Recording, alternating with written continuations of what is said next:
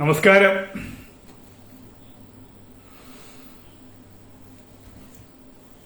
രണ്ടു മൂന്ന് ദിവസമായി ഇങ്ങനെ വെയിറ്റ് ചെയ്യായിരുന്നു.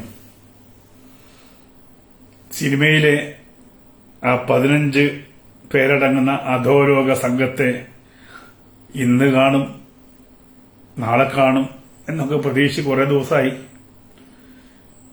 പക്ഷെ ഇതുവരെയും അവരെ കണ്ടെത്താൻ പറ്റിയിട്ടില്ല. സർക്കാരിനറിയാം ആരൊക്കെയാണെന്ന്, നമുക്കേ അറിയാത്തുള്ളൂ. അപ്പൊ നമുക്കിങ്ങനെ മനക്കടക്ക് കൂട്ടുകയല്ലാതെ വേറെ മാർഗമൊന്നുമില്ല. എന്തായാലും 15 പേര്, മെയിനായിട്ട് 15 പേരുണ്ട്. അവരുടെ ഗുണ്ടകളുണ്ടാവും ചിലപ്പോൾ ഈ 15 പേരുടെ. അപ്പൊ കുറച്ച് നമുക്ക് വികസിപ്പിച്ചെടുക്കാം കുറച്ച് പതുക്കെ. അപ്പൊ ഞാൻ പ്രതീക്ഷിച്ചത് ഫെഫ്കയും അമ്മയും സടകുട എഴുന്നേറ്റ് ആ 15 പേരെ കണ്ടെത്തി ഞങ്ങളുടെ സംഘടനയിൽ നിന്ന് പുറത്താക്കിയിരിക്കുന്നു എന്ന് പറയുമെന്ന് പ്രതീക്ഷിച്ചു. ഫിലിം ചേംബറും അങ്ങനെയൊക്കെ പറയുമെന്ന് പ്രതീക്ഷിച്ചു. പക്ഷെ ഫിലിം ചേംബറിന്റെ ഒരു വക്താവ് വന്നിട്ട് പറഞ്ഞു, ഒക്കെ ഡ്രാമയാണ്, സാക്ഷിമൊഴികളൊക്കെ വ്യാജമാണ്. ഇന്ന് ഹൈക്കോടതി എന്തായാലും ഹർജി ഫയൽ സ്വീകരിച്ചിട്ടുണ്ട്. നല്ല കാര്യം. പക്ഷെ സംഗതി പുറത്തു വരില്ല. ആരാണ് ആ 15 പേര്? നിങ്ങൾക്ക് വല്ല ഉദ്ദേശവും ഒന്ന് ഊഹിച്ച് പറയാൻ പറ്റുമെങ്കിൽ പറയാം. മമ്മൂട്ടിയുണ്ടോ? മോഹൻലാലുണ്ടോ? സിദ്ദീഖുണ്ടോ? പൃഥ്വിരാജുണ്ടോ? നമുക്കിങ്ങനെ സംശയിക്കല്ലാതെ വേറെ മാർഗമൊന്നുമില്ലല്ലോ. ആരാണ് ആ യമകണ്ഠന്മാര് 15 പേർ? മലയാള സിനിമയെ കയ്യിലെടുത്ത് അമ്മാനമാടുന്ന 15 പേർ. എനിക്കറിയാം, പക്ഷെ ഞാൻ പറയില്ല. എല്ലാവർക്കും അറിയാം, ആരും പറയില്ല. എല്ലാവർക്കും അറിയാം, പക്ഷെ ആരും പറയില്ല. പറഞ്ഞാലോ പിന്നെ വായ്ക്കരി മേടിക്കില്ല, പട്ടിണി കിടക്കേണ്ടി വരും. അങ്ങനെയൊക്കെ പട്ടിണി കിടന്ന ആളാണ് ഞാൻ കൃത്യമായിട്ട്. മലയാള സിനിമയിൽ അധോലോക സെറ്റപ്പ് ഉണ്ടെന്ന് ആദ്യം പറഞ്ഞത് ഈ കമ്മീഷനല്ല, സാക്ഷാൽ തിലകനാണ്. അതിന് തിലകൻ അനുഭവിച്ചത്, ആ തിലകനെ സഹായിക്കാൻ വേണ്ടി ഞാൻ അനുഭവിച്ചു, വിനയൻ അനുഭവിച്ചു. തിലകന്റെ കൂടെ വിനയന്റെ കൂടെ സഹകരിച്ച, എന്റെ കൂടെ സഹകരിച്ച കുറെ പാവം മനുഷ്യര് കഞ്ഞുകുടി മുട്ടി, കുറെ എണ്ണം തട്ടിപ്പോയി, ആരും റീത്ത് പോലും വെക്കാതെ മരണപ്പെട്ടവരുണ്ട്. ഞാൻ പറയുന്നത് കേൾക്കുന്നുണ്ടോ ആരെങ്കിലും? ശരി. അപ്പൊ നമ്മള് മലയാള സിനിമയിലെ എല്ലാം അടക്കി വാഴുന്ന, എല്ലാം നിയന്ത്രിക്കുന്ന ആരൊക്കെയാണ്? ഇപ്പൊ നടന്മാർ എന്ന് പറഞ്ഞു കഴിഞ്ഞാൽ നടന്മാർ മാത്രമാണോ? മമ്മൂട്ടി നടനാണ്. മമ്മൂട്ടി കമ്പനി, മമ്മൂട്ടി സിനിമ പിടിക്കുന്നുണ്ട്. മമ്മൂട്ടിക്ക് തിയേറ്റർ കാണും. മോഹൻലാലിന്റെ തിയേറ്ററുണ്ട്, അഭിനയമുണ്ട്, വിതരണമുണ്ട്, സകലതുമുണ്ട്. പൃഥ്വിരാജിനുണ്ട്. ഇതൊന്നില്ലാത്ത കുറച്ച് കുഞ്ഞു കുഞ്ഞു ജീവികൾ അപ്പുറത്തു കൂടി ഇപ്പുറത്തു കൂടിയൊക്കെ എത്തി വലിഞ്ഞൊക്കെ തന്നെ പോകുന്നുണ്ട്. ഇപ്പൊ മലയാള സിനിമയെ നിയന്ത്രിക്കണമെങ്കിൽ എല്ലായിടത്തും തങ്ങളുടെ ശക്തി ഉണ്ടാവണം. അങ്ങനെ ശക്തിയുള്ളവരാരൊക്കെയാണ്? ഇപ്പോ 2010 ഞാൻ തിലകനെ വെച്ച് അച്ഛൻ എന്ന് പറയുന്ന സിനിമ എടുക്കുന്നത്.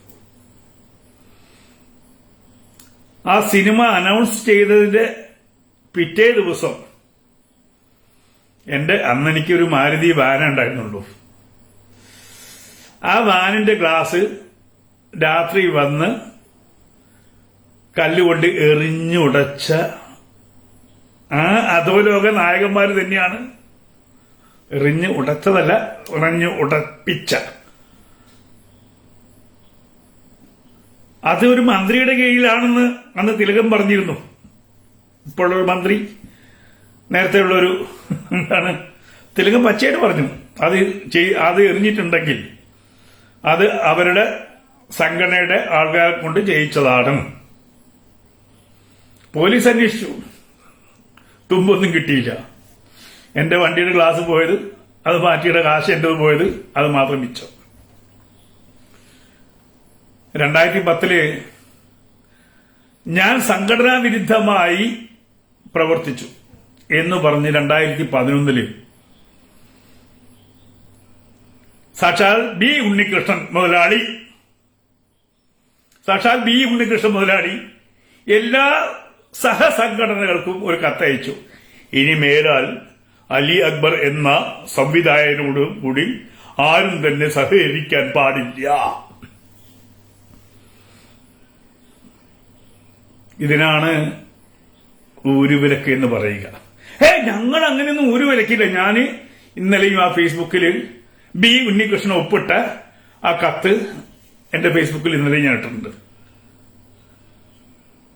ഈ വ്യക്തിയുമായിട്ട് നമ്മുടെ സംഘടനയിൽപ്പെട്ട ഒരാളും സഹകരിക്കരുത്. അത് തന്നെയാണ് അമ്മയ്ക്കും കൊടുക്കുക. ഇന്ന നടനെ വെച്ച് ആര് സിനിമ ചെയ്താലും ഞങ്ങൾ ആ സിനിമയോട് സഹകരിക്കില്ല. പുറത്ത് ഇതിൽ വർക്ക് ചെയ്യുന്ന ആൾക്കാരുടെ ഉന്നമനത്തിന്, അവരെ സംരക്ഷിക്കാൻ വേണ്ടി എന്നൊക്കെയാണല്ലോ വായ്പ്. പക്ഷേ തോന്നുന്നവരെ വളർത്താനും എതിർക്കുന്നവരെ തല്ലി തകർക്കാനുമുള്ള ശേഷിയുള്ള ആ അധോലോക സംഘത്തിൽ എനിക്ക് ആദ്യം തിട്ടൂരം അയച്ച ബി ഉണ്ണികൃഷ്ണൻ പെടും. എനിക്ക് പേരെടുത്ത് പറയാം, ബി ഉണ്ണികൃഷ്ണന്റെ. എന്നെ വിശദീകരണത്തിനെന്ന് പറഞ്ഞിട്ട് ഫെഫ്കയുടെ ഓഫീസിൽ കൊണ്ടുപോയി ചാടി എഴുന്നേറ്റ് തല്ലാൻ നിന്ന ചില ഗുണ്ടകളുണ്ട്. അതിൽ ഒരു ഗുണ്ട ഇപ്പൊ പുറത്താ. അതൊക്കെ അനുഭവിക്കണം. ഹേമ കമ്മീഷൻ പറഞ്ഞത് കുറച്ച് നടികളുടെയും ഒക്കെ കാര്യങ്ങളാണ്. ഒരു സംവിധായകനായ ഞാൻ തല്ലുമെന്നും പറഞ്ഞ് എഴുന്നേറ്റ് ചാടി വീണ് ആക്രോശിച്ച് ചാടി വീണ ആ അവസ്ഥ കൃത്യമായിട്ടും അറിയാം. ഞാനിത് പറഞ്ഞാൽ ഈ CPM സർക്കാർ ബി ഉണ്ണികൃഷ്ണനെതിരെ കേസെടുക്കുവോ? എന്നെ ഭീഷണിപ്പെടുത്തി, എന്റെ ജീവിതോപാധി ഇല്ലാതാക്കി. അദ്ദേഹം സഖാവാണ്. അന്ന് എന്നെ ഭീഷണിപ്പെടുത്തുമ്പോ ബി ഉണ്ണികൃഷ്ണൻ പറഞ്ഞത് ഞാൻ സഖാവാണെന്ന് പറഞ്ഞിട്ടാണ്.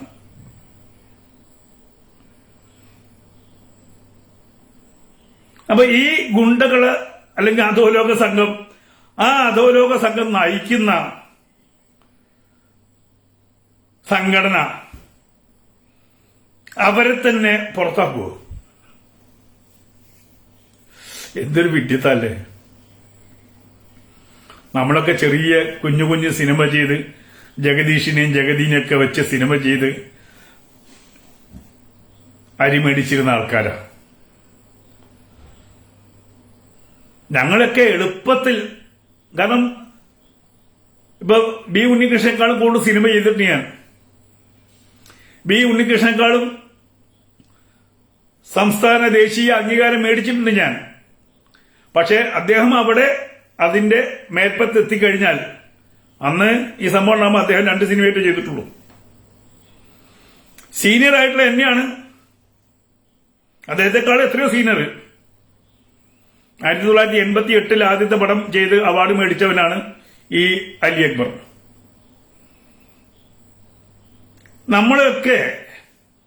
ഞങ്ങളൊക്കെ കൂടി ഉണ്ടായിരുന്ന ഒരു സംഘടനയാണ് മാക്ട. ആ മാക്ടയിൽ എല്ലാവരും ഉണ്ടായിരുന്നു. എല്ലാ വിഭാഗം ജനങ്ങളും ചേർന്ന്, ഈ സിനിമയുടെ എല്ലാ വിഭാഗവും ചേർന്ന് ഇതേപോലെ പകത്ത് പല ഡിവിഷനാക്കി രാഷ്ട്രീയം കൊണ്ടുവന്ന് അതിൽ ഗുണ്ടായുസം കൊണ്ടുവന്ന് ഒതുക്കലും വെട്ടിമാറ്റലും ഇല്ലായ്മ ചെയ്യലും ഒന്നും മാക്ട ചെയ്തിട്ടില്ല. അത് നന്നായി പോയിക്കൊണ്ടിരുന്ന മാക്ടയെ വിഭജിച്ച് വ്യത്യസ്ത തലത്തിൽ വ്യത്യസ്ത യൂണിയനുകളാക്കി അവരുടെ ചൊൽപ്പടിക്ക് നിർത്തി. ഇപ്രാവശ്യം മച്ചമ്പി, അടുത്ത പ്രാവശ്യം കൊച്ചമ്പി, പിന്നെ മച്ചമ്പി, പിന്നെ കൊച്ചമ്പി, അങ്ങനെ മച്ചമ്പിയും കൊച്ചമ്പിയും എത്ര കാലമായി ഭരിച്ച് മുന്നോട്ട് പോകുന്നു ഈ സംഘടനകളെ. ആ സംഘടന തലപ്പത്തേക്ക് ഒരു സാധാരണക്കാരെങ്കിലും വന്നിട്ടുണ്ടോ? സാധാരണ സിനിമക്കാരെങ്കിലും? അവരെയാണോ ഒരു ഹേമ കമ്മീഷൻ വന്നിട്ട് നന്നാക്കാൻ പോകുന്നത്? കമ്മീഷനെ വേണമെങ്കിൽ നാളെ പ്രോസിക്യൂട്ട് ചെയ്യാൻ സംഘടനയൊക്കെ റെഡിയാവും. കാരണം അവർക്കതിന് കഴിവുണ്ട്. അവർ ചെറിയ ആളുകളല്ല, കോർപ്പറേറ്റുകളാണ്. സഖാക്കളുടെ ഭാഷയിൽ പറഞ്ഞാൽ കോർപ്പറേറ്റുകളാണ്. കോടിക്കണക്കിന് ആസ്തിയുള്ളവരാണ്. സർക്കാരിന് സഹായം ചെയ്യുന്നവരാണ്. സർക്കാരിന്റെ അംബാസഡർമാരാണ്. അങ്ങനെയുള്ളവർക്കെതിരെ ഒരു ആക്ഷേപം വന്നാൽ പിണറായി വിജയൻ നാളെ തന്നെ കച്ചകെട്ടി ഇറങ്ങി ഈ പറയുന്ന 15 പേരെ കണ്ടെത്തി തുറുങ്കിലടയ്ക്കുമെന്ന് വിശ്വസിക്കുന്നുണ്ടോ മലയാളികളെ? ഉണ്ടോ?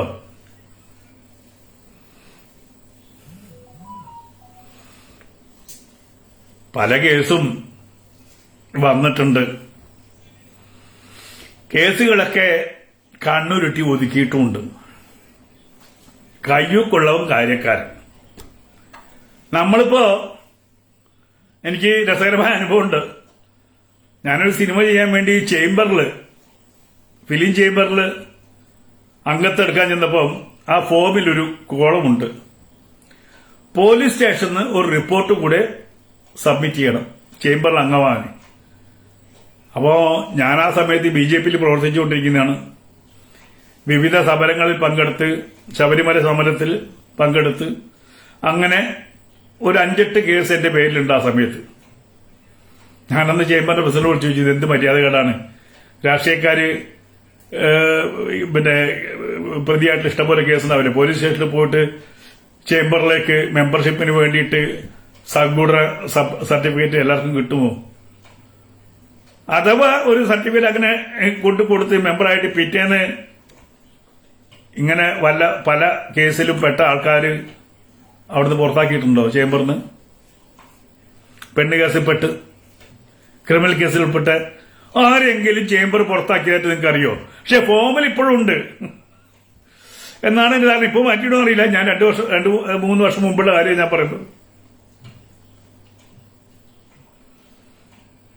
അപ്പൊ ഇനി നമ്മൾ ഇവിടുന്ന് വിട്ട് നേരെ മദ്രാസ് ഫിലിം ചേംബർ പോകും, മദ്രാസിൽ രജിസ്റ്റർ ചെയ്യും, അല്ലെങ്കിൽ ബോംബെ പോയി രജിസ്റ്റർ ചെയ്താലും പടം പിടിക്കാം. ഇനി പടം പിടിച്ചെന്നിരിക്കട്ടെ, അത് പുറത്തിറങ്ങാൻ കുറച്ച് പ്രയാസം. ഇവരോടൊക്കെ മൽപ്പിടുത്തം പിടിച്ചിട്ട് ഞാനൊക്കെ അനുഭവിച്ചതാണ്. ഈ തിലകന് വെച്ച സിനിമ അച്ഛൻ, അത് KSFDCയുടെ സാങ്കേതിക സഹായത്തോടെ ചെയ്തപ്പോൾ KSFDCക്ക് ഒരു ബാധ്യതയുണ്ട്. KSFDCയുടെ സഹായത്തോടെ ചെയ്യുന്ന സിനിമകൾക്ക് KSFDC തിയേറ്റർ തരണം എന്നുള്ളതാണ് കണ്ടീഷൻ. പക്ഷെ അന്ന് ഈ പറയുന്ന 15 പേരടങ്ങുന്ന ഗുണ്ടാ സംഘം അല്ലെങ്കിൽ അധോലോക സംഘം ഈ സിനിമ, ആ അച്ഛൻ സിനിമ ഒരു തിയേറ്ററിൽ കളിക്കരുത് എന്ന് KSFDCക്ക് തിട്ടൂരം വിട്ടു. KSFDC അത് കളിക്കാതിരിക്കാൻ വേണ്ടി ശ്രമിച്ചു. അവസാനം ഞാനും ഭാര്യയും കൂടി KSFDCയുടെ മുമ്പിൽ നിരാഹാരം ഇരിക്കും എന്ന് പറയുന്ന അവസ്ഥയെത്തി. അതിനുശേഷം 4 തിയേറ്റർ തന്നു. 4 തിയേറ്റർ തന്നിട്ട് തിരുവനന്തപുരത്തെ കൈരളി തിയേറ്ററിൽ രണ്ടാമത്തെ ദിവസവും KSFTCയുടെ അന്നത്തെ ചെയർമാൻ പോയിട്ട് പറഞ്ഞു, ഇന്ന് മാറ്റണം ആ പടം, തിലകന്റെ പടം അന്ന് മാറ്റണം. അത് ഞാൻ അറിഞ്ഞു. എന്നെ അപ്പൊ തന്നെ വിളിച്ചു പറഞ്ഞു. ഞാൻ പത്രക്കാരെ വിട്ടു, പ്രശ്നമുണ്ടാക്കി.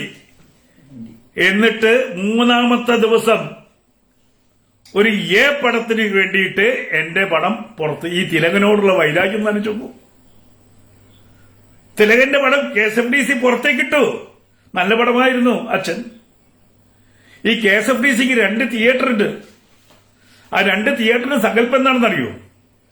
വലിയ തിയേറ്റർ കൊമേഴ്സ്യൽ സിനിമകൾക്ക്, ചെറിയ തിയേറ്ററുകൾ ക്ലാസ് മൂവീസിന് വേണ്ടി മാറ്റിവെച്ചിട്ടാണ് ആ സങ്കല്പം. അതാണ് തിയേറ്റർ. അങ്ങനെയാണ് തിയേറ്റർ ഉണ്ടാക്കിയത് നമ്മുടെയൊക്കെ പണം കൊണ്ട്. നല്ല സിനിമയെ പ്രോത്സാഹിപ്പിക്കാൻ വേണ്ടി അന്നൊക്കെ ഈ പറയുന്ന ഓഫ് ബീറ്റ് സിനിമകൾക്ക് തിയേറ്റർ കിട്ടില്ലായിരുന്നു. അങ്ങനെ ഓഫ് ബീറ്റ് സിനിമകൾക്ക് തിയേറ്റർ കിട്ടാത്ത അവസ്ഥയിൽ അവരെ സഹായിക്കാൻ വേണ്ടി കേരള ഗവൺമെന്റ് നമ്മുടെ നികുതി പണം കൊണ്ടാണ് ആ തിയേറ്റർ ഉണ്ടാക്കിയത്. ആ തിയേറ്ററിൽ നമ്മുടെ പടം കളിച്ചുകൊണ്ടിരിക്കുമ്പോഴാണ് അവിടെ ഷക്കീലയുടെ എന്നാണ് എന്റെ ഓർമ്മ, ഷക്കീല കിന്നാരത്തുമ്പികളൊക്കെ റിലീസ് ചെയ്തത്. അതാണ് അവസ്ഥ. അപ്പൊ ഈ പറയുന്ന ഹൈക്കോടതി ഇടപെട്ടാൽ പോലും ഇതിനൊരു അന്ത്യം കാണുമെന്ന് തോന്നുന്നില്ല. കാരണം ഈ മാഫിയ എന്ന് പറയുന്നെങ്കിൽ ഡി കമ്പനി എന്ന് പറഞ്ഞ പോലെ നമ്മൾ അങ്ങനെയല്ലേ, ഡി കമ്പനി, അത്ര വലിയ കമ്പനികൾ, ആ ഡി കമ്പനിയെ ഒതുക്കാൻ സാധ്യമല്ല. കോടതി ഇടപെട്ടാൽ പോലും നടക്കുന്നില്ല. കാരണം കോടതിക്ക് മുമ്പിലേക്ക് ആരെങ്കിലും തെളിവ് നൽകാൻ തയ്യാറായി വന്നാൽ ആ വ്യക്തി പിന്നെ ജീവനോടെ ഉണ്ടാകുമോ എന്നുള്ള കാര്യത്തിൽ എനിക്ക് സംശയമുണ്ട്. ഇപ്പൊ ഈ പറയുന്ന മേലാളന്മാർക്കെതിരെ ശബ്ദിച്ച നടികളും നടന്മാരുമൊക്കെ എവിടെയാണ്? കവടി നിരത്തി നോക്കണ്ടേ? കവടി നിരത്തി നോക്കിയാലേ കിട്ടുള്ളൂ. ഞാൻ ഇപ്പോഴും ഓർക്കുന്നുണ്ട്, അച്ഛൻ സിനിമയ്ക്ക് വേണ്ടി തിലകൻ ചേട്ടനെ ബുക്ക് ചെയ്യാൻ ചെന്നപ്പോ, തിലകൻ ചേട്ടനെ ഫ്ളാറ്റിൽ ചെന്നപ്പോ താടി വളർത്തി അവശനായിരിക്കുന്ന ആ വൃദ്ധൻ ആ സിനിമ പോയിട്ട് നാടകം കളിക്കുന്നു, അതിനിടയിൽ സീരിയൽ കളിക്കുമ്പോ ആ സീരിയലിൽ പോലും ആ മനുഷ്യനെ പങ്കെടുപ്പിക്കരുത് എന്ന് പറഞ്ഞ് തിട്ടൂര് മുളക്കി പുറത്താക്കിയ ഒരു മാന്യ മോനാണ് ഇന്ന് നമ്മളൊക്കെ ഭരിക്കുന്നത്. ഇവരുടെയൊക്കെ തൊലി നിങ്ങൾ വിചാരിക്കുന്ന തൊലിയൊന്നല്ല. മനുഷ്യനെ പച്ചയ്ക്ക് പട്ടിണിക്കിട്ട് കൊല്ലുന്ന മൂന്നാംകിട തെമ്മാടികൾ. എനിക്കങ്ങനെ പറയുന്നതിൽ ഒരു മടിയുമില്ല. തിലകനോട് കാണിച്ച ആ ക്രൂരതയുണ്ടല്ലോ, കണ്ടവനാ ഞാൻ. തിലകനെ ഞാൻ വെച്ച് 2 സിനിമ ചെയ്തു. തിലകനെ അച്ഛനും ചെയ്തു, അടിയൊക്കെ എപ്പോഴും ചെയ്തു. അത് മര്യാദക്ക് പുറത്തിറക്കാൻ സമ്മതിച്ചില്ല.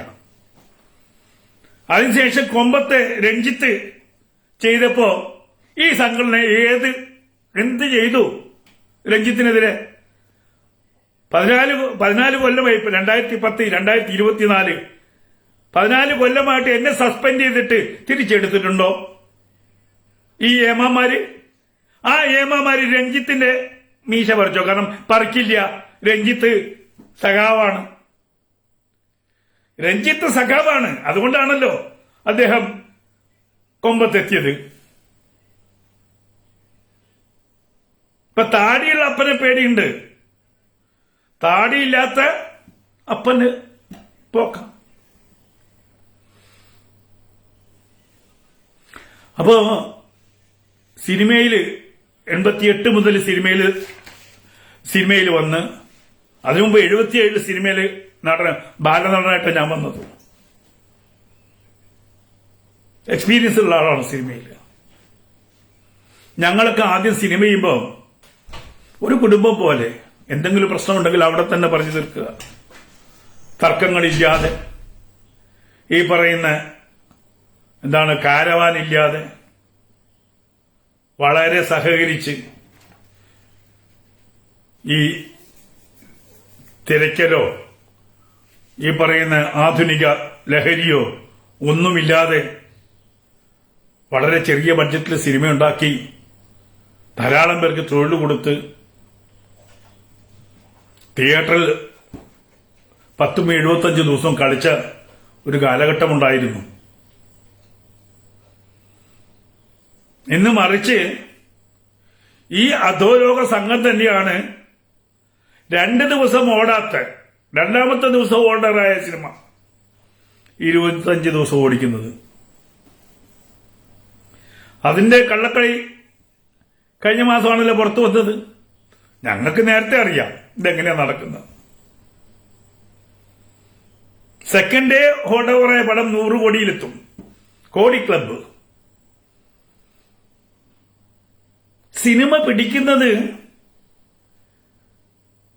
രണ്ടർത്ഥത്തില്ല, ഇവർക്ക് ബ്ലാക്ക് വൈറ്റ് ആക്കാൻ.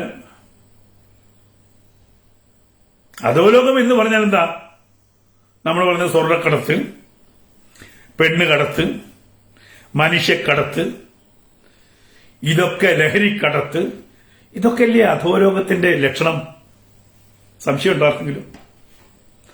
ആ ലക്ഷണങ്ങളൊക്കെ ഈ സിനിമയിലുണ്ടോ എന്നാണ് നമ്മൾ നോക്കേണ്ടത്. സിനിമയിൽ ലഹരിക്കടത്തുണ്ടോ? ഉണ്ട്. മനുഷ്യക്കടത്തുണ്ടോ? ഉണ്ട്. സ്ത്രീകളെ വിൽക്കുന്നുണ്ടോ? ഉണ്ട്. കള്ളപ്പണം വെളുപ്പിക്കുന്നുണ്ടോ? ഉണ്ട്. ഇതൊക്കെ ചേർന്നല്ലേ അധോലോകമാകുന്നുള്ളൂ, അല്ലേ? ഇതൊക്കെ ചെയ്യുമ്പോഴാണ് അധോലോകം.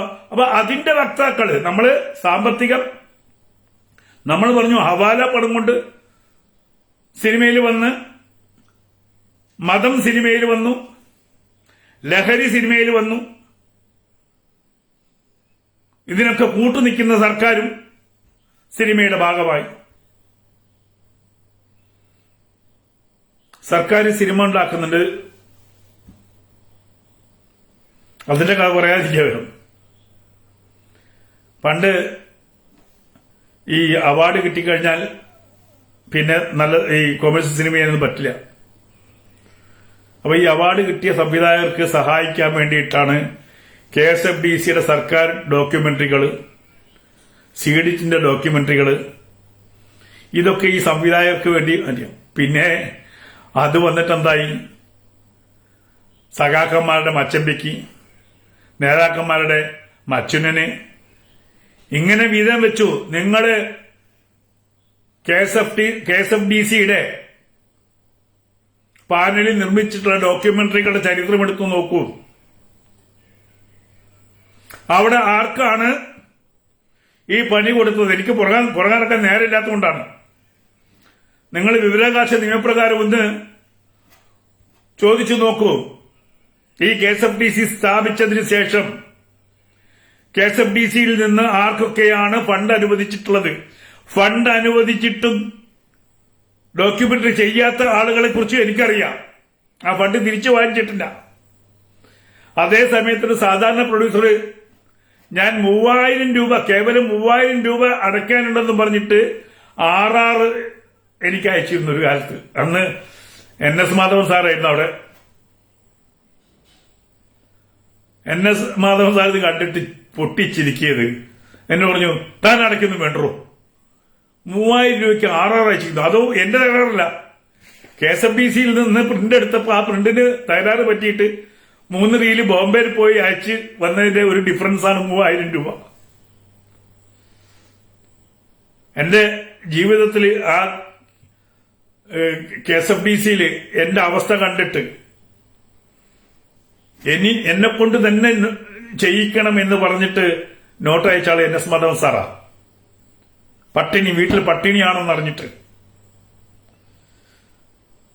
അദ്ദേഹം ലോട്ടറി ഡിപ്പാർട്ട്മെന്റിൽ ലോട്ടറിന്റെ പരസ്യം എന്നെ കൊണ്ട് ചെയ്യിച്ചിട്ടുണ്ട്. വിഷു ബമ്പറൊക്കെ ഞാൻ അരി മേടിച്ചോട്ടെ എന്ന് പറഞ്ഞിട്ട്.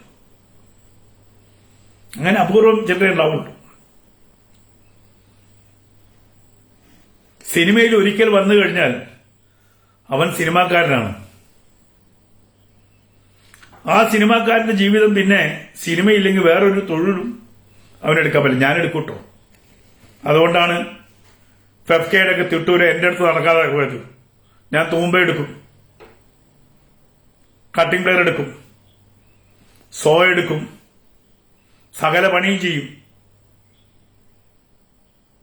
ഇന്ന് നിൽക്കുന്ന രാമസിംഹൻ ജീവിച്ചു വന്നത് അങ്ങനെയാണ്.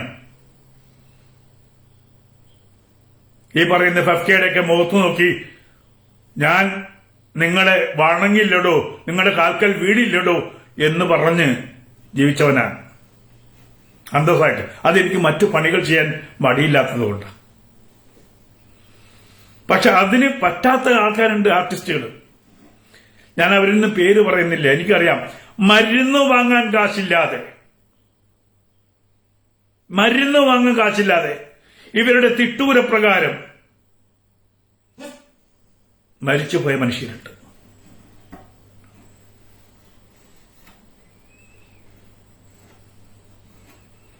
തിലകൻ ചേട്ടനെ സിനിമയിൽ ഒരു വലിയ രേഖ എന്റെ അടുത്തുണ്ട്. ഇപ്പോഴെനിക്ക് തോന്നുന്നു തിലകന്റെ കുടുംബത്തിന്റെ അടുത്ത് ആ പേപ്പർ ഉണ്ടാവും. ഈ പറയുന്ന സംഘടനകൾ തിലകനെ വിലക്കിയിട്ടില്ല. പേരെടുത്ത് എനിക്ക് എഴുതിയ കത്തുണ്ട്. അത് ഇപ്പൊ എന്റെ കയ്യിൽ, കാരണം തിലകൻ ചേട്ടന്റെ കേസിന് വേണ്ടി വക്കീലിനെ കൊടുക്കാൻ വേണ്ടിയിട്ട് ഏറ്റവും വലിയ തെളിവായതുകൊണ്ട് ബി ഉണ്ണികൃഷ്ണൻ എഴുതി ഒപ്പിട്ട ഒരു പേപ്പർ ആയതുകൊണ്ട് ഞാൻ അന്ന് തിലകൻ ചേട്ടനെ ഏൽപ്പിച്ചതാണ്. ഒന്നുകിൽ തിലകൻ ചേട്ടന്റെ വക്കീലെടുത്തത് കാണും, അല്ലെങ്കിൽ തിലകൻ ചേട്ടന്റെ കുടുംബത്തിലത് കാണും. തിലകൻ എന്ന നടനെ ഒരു സിനിമയുടെ ഒരു ഭാഗത്തും സഹകരിപ്പിക്കരുതെന്ന് പറഞ്ഞ് കൃത്യമായിട്ട് എഴുതി ഒപ്പിട്ട രേഖ. അതിന് ഒപ്പിട്ടത് ഈ പറയുന്ന ബി ഉണ്ണികൃഷ്ണൻ തന്നെയാണ് ഒപ്പിട്ടത്.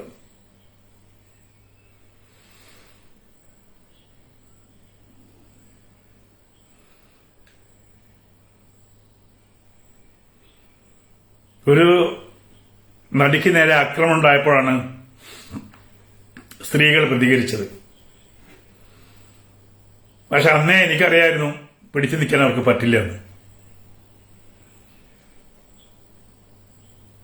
അവർക്ക് പിടിച്ചു നിൽക്കാൻ പറ്റില്ല, കാരണം എതിരാളികൾ അത്രയും ശക്തരാണ്. നേരത്തെ പറഞ്ഞ പോലെ അവർക്ക് ഗുണ്ടകളുണ്ട്, അവരുടെ കൂടെ പോലീസുണ്ട്, അവർക്ക് വേണ്ടി ലോകത്തെ ഏറ്റവും വലിയ വക്കീലന്മാരുണ്ട്, അവർക്ക് വേണ്ടി വാദിക്കാൻ സർക്കാരുണ്ട്, അവരിൽപ്പെട്ടവർ മന്ത്രിമാരായിട്ടുണ്ട്, MLA-മാരായിട്ടുണ്ട്. ഞാൻ MP എന്ന് പേര് പറയാത്തത് എന്താണ്? കേന്ദ്രമന്ത്രി ഉണ്ടെന്ന് സുരേഷ് ഗോപിയെ ഒരിക്കലും ഞാൻ ഇതിൽ ഉൾപ്പെടുത്തില്ല. അയാൾ മാന്യനാണ് എല്ലാ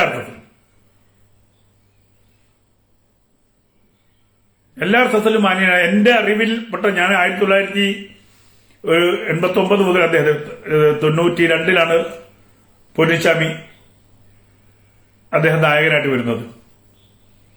അന്ന് മുതൽ അറിയാം, കള്ളു കുടിക്കാറില്ല. എന്റെ അറിവട്ടോ, എന്റെ സെറ്റിൽ കള്ളു കുടിച്ചിട്ടില്ല, മറ്റത് തീരെയില്ല. കുടുംബം, മക്കള് എന്ന് പറഞ്ഞു പോകുന്ന വ്യക്തിയാണ്. ബാക്കി നമുക്ക് സിനിമയിൽ നല്ല മനുഷ്യർ ഒരുപാടുണ്ട് കേട്ടോ, ഇല്ല എന്ന് പറയില്ല. നല്ല മനുഷ്യർ ഒരുപാടുണ്ട്. ഒരു തുള്ളി കള്ളുകുടിക്കാത്ത അനീഫൊക്കെ ഉണ്ടായിരുന്നു. ജഗദീഷ് ഒരു തുള്ളി കള്ളുകുടിക്കില്ല. അങ്ങനെയൊക്കെ എല്ലാ അർത്ഥത്തിലും മാന്യന്മാരായിട്ടുള്ള നല്ല ആൾക്കാരുണ്ട്. പക്ഷെ ആ ആൾക്കാരൊന്നും ഇപ്പൊ സിനിമയിലില്ല. മാന്യന്മാരായിട്ട് നല്ല രീതിയിൽ സിനിമയിൽ നിന്ന ആളുകളൊക്കെ ഇന്ന് വീട്ടില് നാമം ജപിച്ചിരിക്കുന്നുണ്ടാകും. പ്രതികരിച്ചവരൊക്കെ അങ്ങ് ഒതുക്കുക. ഈ ഒതുക്കുന്ന രീതി പുറത്ത് പറഞ്ഞിട്ടുള്ള ഒതുക്കല്ല, അടികൂടി. ഇപ്പൊ ഈ ഞാൻ എനിക്ക് തന്ന ലെറ്ററാണ്, അവസാനം തന്ന ലെറ്റർ. അതിനുശേഷം ലെറ്റർ ഇല്ല, വിളിച്ച് പറയുള്ളൂ. ഡ്രൈവേഴ്സ് യൂണിയനിൽ വിളിച്ചു പറയും, എക്സിക്യൂട്ടീവ് യൂണിയനിൽ വിളിച്ചു പറയും, മേക്കപ്പിൽ വിളിച്ചു പറയും. ചിലപ്പോഴൊക്കെ നമുക്ക് വലിയ സങ്കടം ഉണ്ടാവും. കാരണം എന്നെ കൊമേഴ്സ്യൽ സിനിമയിലേക്ക് കൈപിടിച്ചു കൊണ്ടുവന്ന ആളാണ് പട്ടണം റഷീദ്. ആ പട്ടണ റഷീദ് മുഖമുദ്ര എന്ന് പറഞ്ഞ സിനിമ, റഷീദിന്റെ രഞ്ജിത്ത്, ചിപ്പിയുടെ ഹസ്ബൻഡ് രഞ്ജിത്താണ് അതിന്റെ പ്രൊഡ്യൂസർ. അപ്പൊ റഷീദ് എന്നെ സിനിമയിലേക്ക്, പട്ടണ റഷീദ് എന്നെ സിനിമയിലേക്ക് കൊണ്ടുവന്നപ്പോൾ ഞാൻ റഷീദിനോടൊരു വാക്ക് പറഞ്ഞിരുന്നു. റഷീദ് ഖാ, ഞാൻ എത്ര കാലം സിനിമ ചെയ്യുന്നോ അത്രയും കാലം താങ്കളോ താങ്കളുടെ സഹോദരൻ ഷാക്കയോ ആയിരിക്കും എന്റെ മേക്കപ്പ് മാൻ. പക്ഷേ വർഷങ്ങൾ ഞങ്ങൾ പടം ചെയ്തതില് 2010 വരെ ഒരുമിച്ച് പടം ചെയ്തു. 2010 ഈ പറയുന്ന ഫെഫ്ക തിട്ടൂര് മറക്കിന് ശേഷം അവർക്ക് എന്റെ കൂടെ സഹകരിക്കാൻ പറ്റിയില്ല. പിന്നീട് ഇപ്പൊ 21-നാണ് റഷീദയ്ക്ക് എന്റെ കൂടെ വന്നത്. കാലൊക്കെ മാറി. അപ്പോ എന്റെ കൂടെ ഇന്ദ്രൻസ്, കോസ്റ്റ്യൂം ഇന്ദ്രൻസ്, എനിക്ക് സ്ഥിരമായിട്ട് കുറെ ആളുകളുണ്ടായിരുന്നു എന്റെ കൂടെ ഉണ്ടായിരുന്നു. സ്ഥിരമായിട്ട്, കാരണം ഒരു കുഞ്ഞു ഒരു ചെറിയ കുടുംബത്തിന്റെ സിനിമകളായിരുന്നു എന്റേത്. അവരെയൊന്നും എനിക്ക് പിന്നെ വിളിച്ചാൽ അവർക്ക് വരാൻ പറ്റില്ല. കാരണം അവരെന്റെ സിനിമയ്ക്ക് വന്ന അവരുടെ കട പൂട്ടി. ഞാൻ വിളിച്ചാൽ പറയും, സാറേ വേറൊരു പടം ഞാൻ കമ്മിറ്റ് ചെയ്തു പോയി, അതുകൊണ്ടാട്ടോ സാറേ വരണമെന്ന് എനിക്കുണ്ട്, അടുത്ത പടത്തിന് എന്തായാലും കേട്ടോ സഹകരിക്കാട്ടോ. സംഭവം എന്താണ്, ഇവരുടെ തിട്ടൂർ അവിടെ എത്തിയിട്ടുണ്ട്. ആലോചിച്ചു നോക്കൂ, ഞാൻ സംഘടനാ വിരുദ്ധമായിട്ട് എന്താണ് ചെയ്തത്? എന്റെ സിനിമയിലെ ഒരു കഥാപാത്രത്തായി ഞാൻ ഇങ്ങോട്ട് സെലക്ട് ചെയ്തു. ആരെ? തിലകനെ സെലക്ട് ചെയ്തു. അതെങ്ങനെയാ സംഘടനാ വിരുദ്ധമാവുക? നിങ്ങൾ ആ നോട്ടീസ് വായിച്ചു നോക്കൂ, ബി ഉണ്ണികൃഷ്ണൻ നോട്ടീസ്. അത് സംഘടനാ വിരുദ്ധമാവുന്നത് എങ്ങനെയാ? എന്റെ സിനിമയിൽ ആരഭിനയിക്കണമെന്ന് ഈ മറ്റേ ബി ഉണ്ണികൃഷ്ണനാണോ തീരുമാനിക്കേണ്ടത്? അല്ലെങ്കിൽ ഫെഫ്കയാണോ തീരുമാനിക്കേണ്ടത്? അല്ലെങ്കിൽ അമ്മയാണോ തീരുമാനിക്കേണ്ടത്?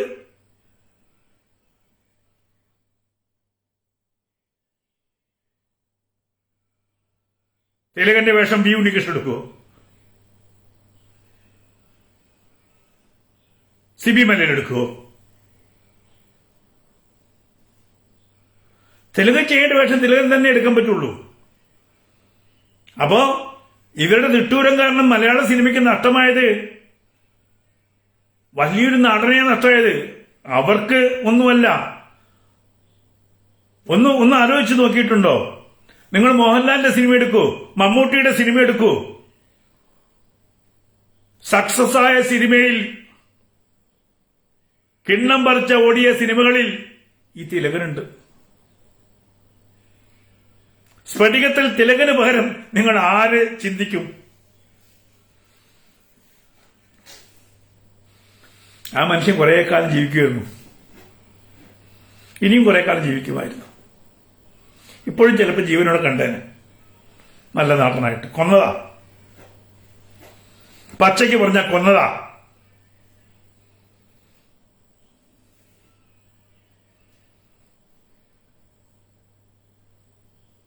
അന്ന് മരിച്ചു കിടക്കുമ്പോ ഞാൻ പോയി പറഞ്ഞു, അറിയാതെയെങ്കിലും ദൂരെ നിന്നെങ്കിലും മനസ്സുകൊണ്ടെങ്കിലും കാലെ തൊട്ട് നമസ്കരിച്ച നന്നാവും.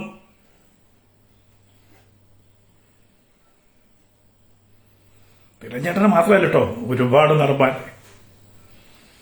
ഇതേപോലെ ഒതുക്കി ഒരുപാട് നടന്മാരുടെ ശാപമുണ്ട്.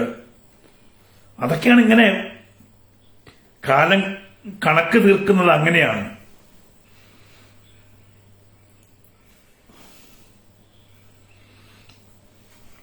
അന്നൊന്നും കാസ്റ്റിംഗ് ഡയറക്ടേഴ്സ് ഒന്നുമില്ല.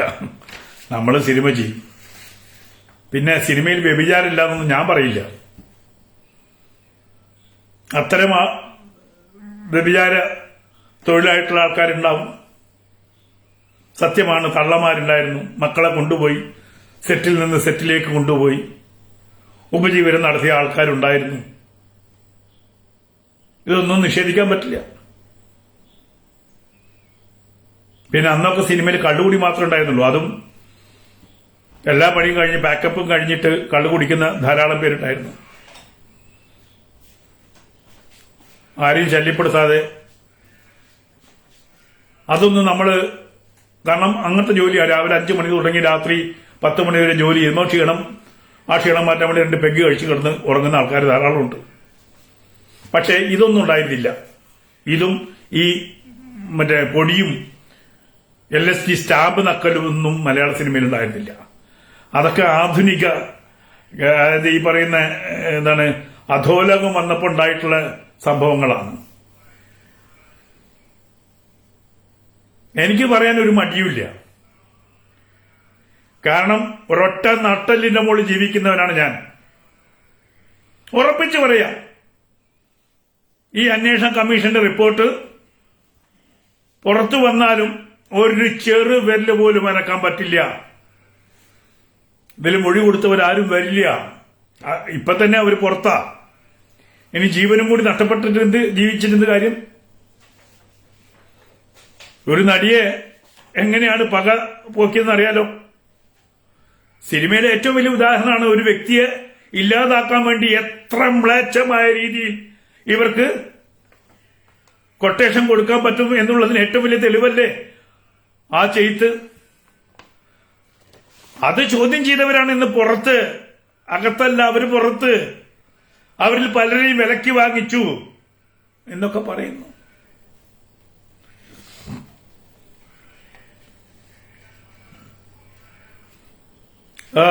വിനയന്റെ പടത്തിൽ അഭിനയിച്ച നടന്മാരുടെയൊക്കെ വെറുതെ നിങ്ങളൊന്ന് ലിസ്റ്റ് എടുത്തു നോക്കൂ. വിനയന്റെ ലാസ്റ്റ് പടമല്ല, യക്ഷിയും പിന്നെ ഞാനും അതിനു മുമ്പിലുള്ള തിലഞ്ചേട്ടൻ അഭിനയിച്ച പടം, അതിൽ മാളച്ചേട്ടനൊക്കെ ഉണ്ട്. ഞാൻ മാളച്ചേട്ടന്റെ കാര്യമൊക്കെ പറഞ്ഞ് മരുന്ന് വാങ്ങിക്കാൻ മലയാള സിനിമയിലെ നമ്മളെയൊക്കെ ഒരുപാട് കാലം ചിരിപ്പിച്ച മനുഷ്യൻ അവസാനം കരഞ്ഞുകൊണ്ടാണ് പോയത്.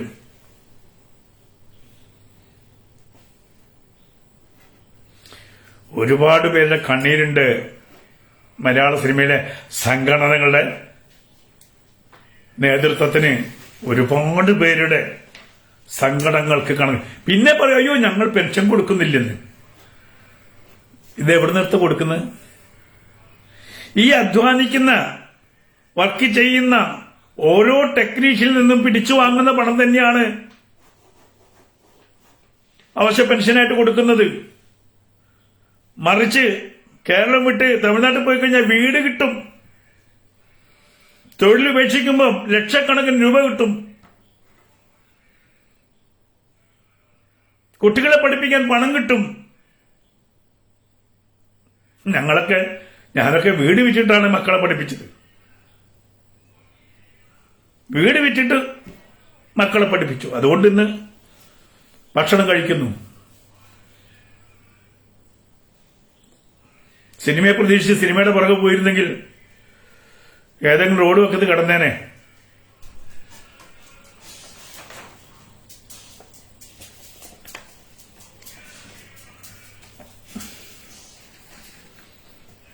എന്തൊക്കെ സമരങ്ങൾ!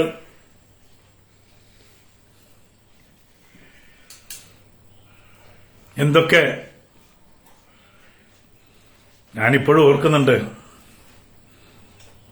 എന്റെ പ്രിയ സുഹൃത്ത് മരണപ്പെട്ടിട്ട്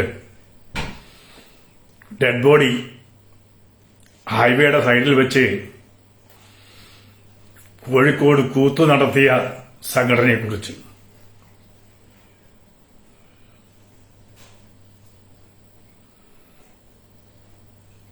അമൃതയിൽ നിന്ന് മരിച്ച് കൊണ്ടുവന്നിട്ട് ആ സമയത്ത് കോഴിക്കോട് കൂത്തു നടക്കുകയാണ്. ആഘോഷരാവാണ്. ആഘോഷരാവില് ഒന്ന് പറഞ്ഞാൽ മതി, നമ്മുടെ ഒരു പ്രിയമിത്രം മരിച്ചു പോയിട്ടുണ്ട്, ഇത് കഴിഞ്ഞിട്ട് എല്ലാവരും പോയി കാണണം. ചെയ്തില്ല.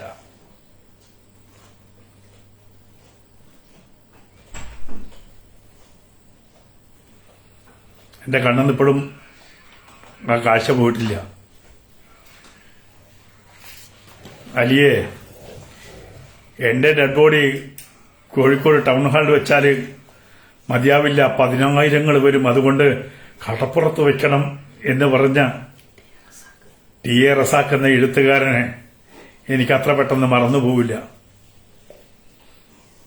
അദ്ദേഹത്തിന്റെ മരവിച്ച ബോഡി ഹൈവേയിൽ ഈ പ്രോഗ്രാം കഴിയുന്നതുവരെ കാത്തു കിടന്നത് അത്ര പെട്ടെന്നൊന്നും മറന്നുപോവില്ല. അന്ന് പറഞ്ഞത് ആ കുടുംബത്തിന് വേണ്ടി ധനസഹായത്തിന് വേണ്ടിയാണ്. പിന്നീട് ആ കുടുംബത്തിന് ധനസഹായം എങ്ങനെയാണ് എത്തിയത് നിങ്ങൾക്കറിയോ? ആരെങ്കിലും ചോദിച്ചിട്ടുണ്ടോ? ടി എ റസാഖിന്റെ കുടുംബത്തിലേക്ക് എങ്ങനെയാണ് അവർക്ക് വീട് കിട്ടിയോ? വീട് വെച്ച് കൊടുത്തോ? ഒരു ഫ്ളാറ്റ് കൊണ്ടുപോയി കാണിച്ചിട്ട് ഈ ഫ്ളാറ്റ് പോരെ എന്ന് ചോദിച്ചു. ഓ സന്തോഷം, ഇത് മതി എന്ന് പറഞ്ഞ് തിരിച്ച് പിന്നെ ഫ്ളാറ്റും ഇല്ല, ഒന്നുമില്ല. അവസാനം അല്പം പണം കൊടുത്തു. പറഞ്ഞതൊന്നുമല്ല, എനിക്ക് തോന്നുന്നു 17 ലക്ഷം രൂപ കൊടുത്തു എന്നുള്ളതാണ് എന്റെ അറിവ്. അതും ഞാൻ ഇടപെട്ടതിന് ശേഷം, ഞാൻ ഈ പ്രശ്നം പുറത്തു കൊണ്ടുവരുന്നു പറഞ്ഞതിന് ശേഷമാണ് രഞ്ജിത്ത് ഇടപെട്ടിട്ട് ഒരല്പം പണം കൊടുത്തിട്ട് ആ സ്ത്രീ ആശ്വസിപ്പിച്ചത്. അതിനു മുൻപ് നമ്മുടെ പ്രിയങ്കനായ എഴുത്തുകാരൻ മരിച്ചപ്പോ ഒരു സംഗതി, ഒരു പരിപാടി നടത്തിയിരുന്നു കോഴിക്കോട്. പുത്തഞ്ചേരി മരിച്ചപ്പോ പുത്തഞ്ചേരിയെ സഹായിക്കാൻ വേണ്ടി വലിയ തുക കിട്ടിയെന്ന്, വലിയ തുക കിട്ടിയിട്ട് പുത്തഞ്ചേരിയുടെ കുടുംബത്തിന് 50 ലക്ഷം രൂപ കൊടുത്തു. ബാക്കി ഒരു 30-35 ലക്ഷം രൂപ ബാക്കിയുണ്ടായിരുന്നു. അത് മറ്റ് ആവശ്യം വന്നു കഴിഞ്ഞാൽ കലാകാരന്മാരെ സഹായിക്കാമെന്ന് പറഞ്ഞ് ബാങ്കിലിട്ട് ആ പണം എങ്ങോട്ട് പോയിന്ന് ഇന്നും എനിക്കറിയില്ല. ഞാൻ അന്ന് ചോദിച്ചു, ഈ പറയുന്ന ടി എ റസാഖിന്റെ കുടുംബത്തിനെ സഹായിക്കാൻ വേണ്ടി കൂത്തു നടത്തേണ്ട കാര്യമുണ്ടല്ലോ. ഈ പറയുന്ന പുത്തഞ്ചേരിയുടെ പേരിൽ പിരിച്ചെടുത്ത 35 ലക്ഷം രൂപ ബാങ്കിലില്ലേ, അതെടുത്ത് കൊടുത്തുകൂടെ എന്ന് ചോദിച്ചു.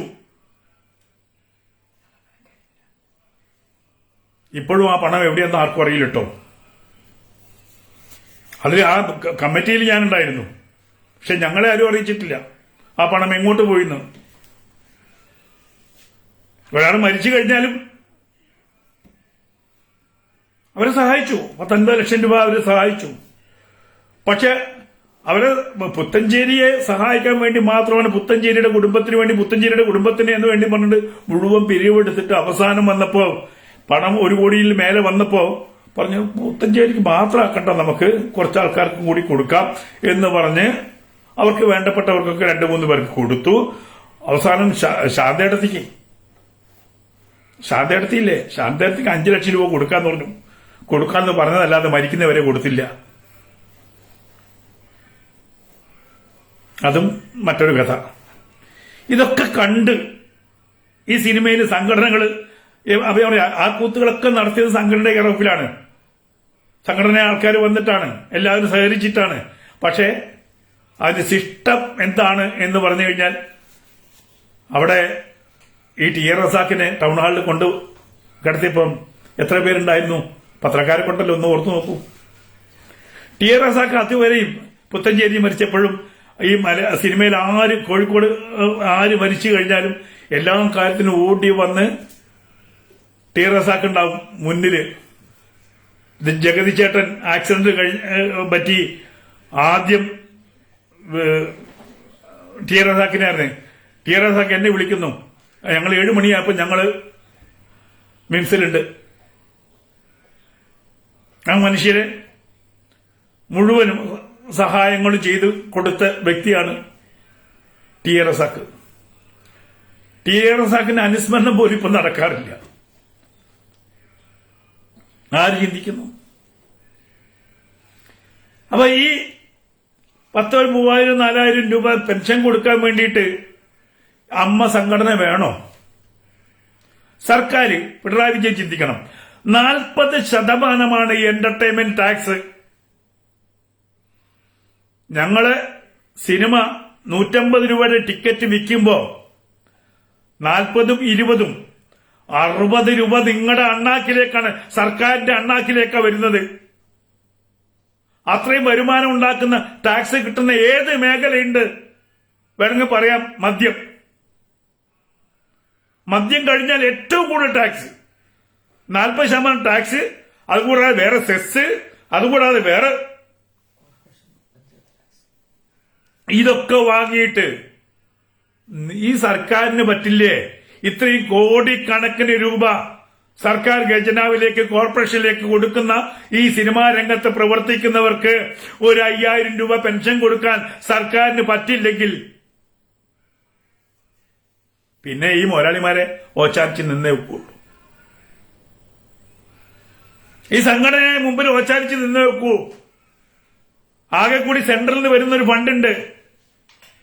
അതുപോലും അവിടെ പോലും ഞങ്ങളൊക്കെ ഒരു മെമ്പർഷിപ്പ് എടുക്കണമെങ്കിൽ കണ്ണൂർ വരെ പോകണം. ബീഡി തൊഴിലാളി സഹകരണ അവിടെയാണ് ബന്ധപ്പെടുത്തിയിരിക്കുന്നത് സർക്കാർ. ഞാനൊക്കെ അടച്ച പൈസ പോയി. ആജീവനാന്ത ഫെഫ്കയില് പോയി മാക്ടയില് പണം അടച്ചു, ഫെഫ്കയില് പണം അടച്ചു.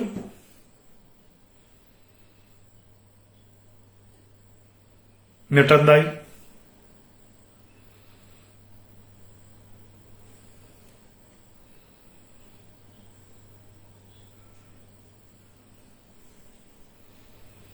ഒരു പുകമറ. ഇത്രയും വരുമാനം കിട്ടുന്ന ഒരു മേഖലയെ ഇല്ലാതാക്കി ചില ആളുകൾക്ക് വേണ്ടി, ഈ പറയുന്ന 15 പേർക്ക് വേണ്ടിയിട്ട്. ഇന്നിപ്പോ എത്ര തിയേറ്റർ തുറന്നിരിപ്പുണ്ട്?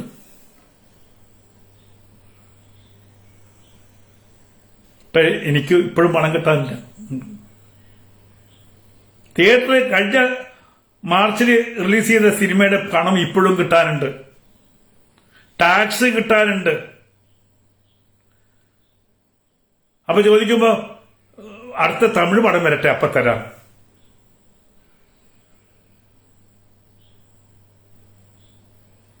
ഇതാണ് ഇൻഡസ്ട്രിയുടെ അവസ്ഥ.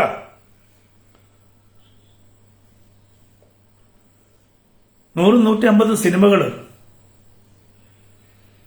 അതില് നമ്മൾ കുടിക്കുന്ന ചായ കുടിക്കുന്ന ഇതൊക്കെ ടാക്സ് കൊടുത്തിട്ടാണ്.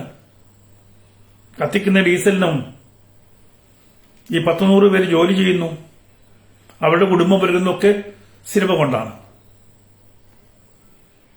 ഇപ്പൊ അത് കുറച്ചാൾക്കാരുടെ അന്നമായിട്ട് മാറിയിരിക്കുകയാണ്,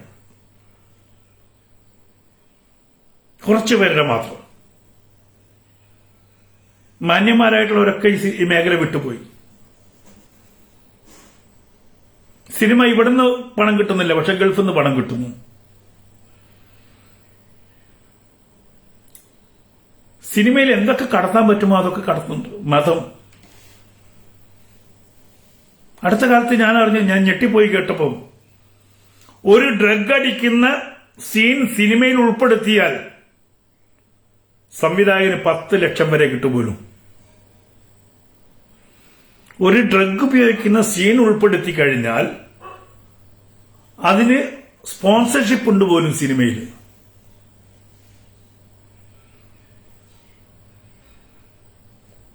ഞെട്ടില്ലേ? എന്ന് മുതലാണ് ഇപ്പൊ നമ്മളൊക്കെ പണ്ട് സിൽക്ക് സ്മിതയും ഒക്കെ ഈ ബീർ ഇങ്ങനെ പതപ്പിച്ചൊഴിക്കുന്ന കാണുമ്പോൾ നമുക്കൊരു കൊതി തോന്നിയിട്ടുണ്ട്, ബീർ കുടിക്കണം. പക്ഷെ കഞ്ചാവിൽ ഈ പറയുന്ന ഹാഷിഷും ഇഞ്ചക്ഷനും മൂക്കിലൂടെയും അവിടെ കൂടെയൊക്കെ വലിച്ചു കയറ്റുന്നൊക്കെ അടുത്ത കാലത്താണ് വന്നത്. പിന്നെ പച്ചക്കറിയും, ഇതൊക്കെ അധോലോകത്തിന്റെ ലക്ഷണങ്ങളാണ്. ഇവിടുത്തെ ചെറുപ്പക്കാരെ അധോലോകമാണ്. അത് ആരാണോ ഈ സിനിമയെ നയിക്കുന്നത് അവരുടെ അടുത്തേക്ക് പതുക്കെ എത്തിക്കുകയാണ് പ്രേക്ഷകനെയും.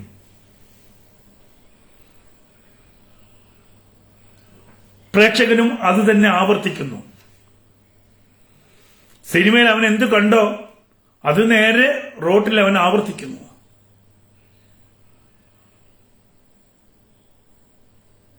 ഈ അധോലോകവൽക്കരണം നിങ്ങൾ ഒരു തമാശയായി കണ്ട് അവസാനിപ്പിക്കേണ്ടതല്ല. അവര് ചെയ്യുന്ന അതേ പ്രവൃത്തി പ്രേക്ഷകരിലേക്കും ആ പ്രവൃത്തി എത്തിക്കുന്നുണ്ടെന്നുള്ളതാണ്. പ്രേക്ഷകരെ സ്വാധീനിക്കുന്നുണ്ട്. ഈ വക്രതയുള്ള മനസ്സുകൊണ്ട് സൃഷ്ടിക്കുന്നത് വക്രതയുള്ള മനസ്സുകളെ സൃഷ്ടിക്കുന്നുള്ള.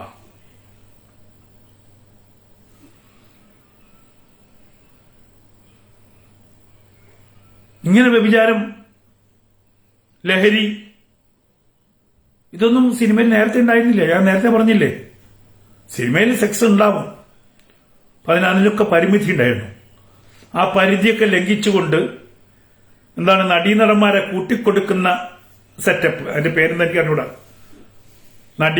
നടിമാരെ നടന്മാരെ സെലക്ട് ചെയ്ത് അഡ്ജസ്റ്റ്മെന്റ് ഒക്കെ ചെയ്യണേ. ഒരു പാലട്ട അങ്ങോട്ടും ഇങ്ങോട്ടും വേണ്ടേ?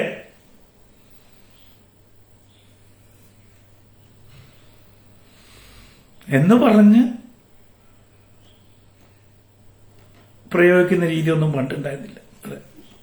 ഇങ്ങനെയൊന്നും ഉണ്ടായിരുന്നില്ല. ലഹരി കൊടുത്തിട്ടും ലഹരിക്കടിമയായിട്ടും ഒക്കെ സ്ത്രീകളെ ചൂഷണം ചെയ്യുന്ന രീതി മുമ്പുണ്ടായിരുന്നില്ല. പരസ്യമായിട്ട് നടന്മാര് സ്ത്രീത്വത്തെ അപമാനിക്കുന്ന രീതി ഉണ്ടായിരുന്നില്ല അതിനു മുമ്പ്.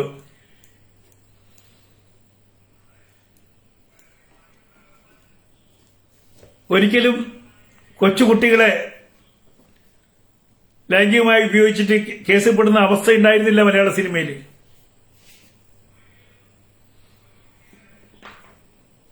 ഇതൊക്കെ പുതിയതാണ്. എനിക്ക്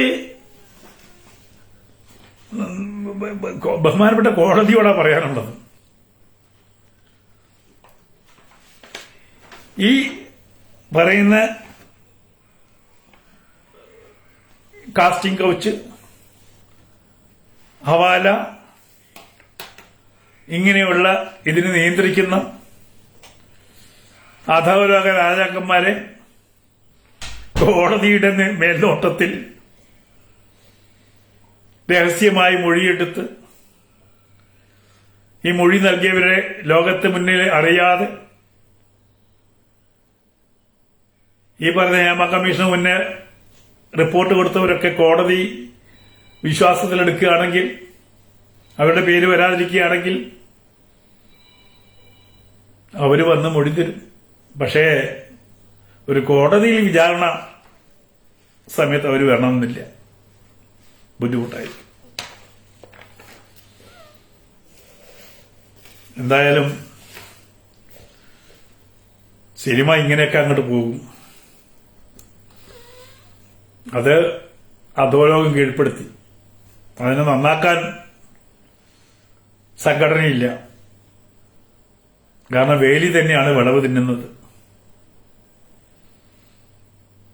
അത് നിങ്ങൾ നോക്കിയാൽ മതി. ഈ സംഘടനകളൊക്കെ ഉണ്ടായിട്ട് ആരാണ് അതിന്റെ കൊമ്പത്ത് മാറി മാറി മാറി മാറി ചില ആൾക്കാരൊക്കെ അട്ട കടിച്ച പോലെ അവിടെ തന്നെ ഉണ്ടായിരുന്നു. ഇടവേളയില്ലാതെ അവിടെ തന്നെ തുടർന്ന ആൾക്കാരുണ്ട്.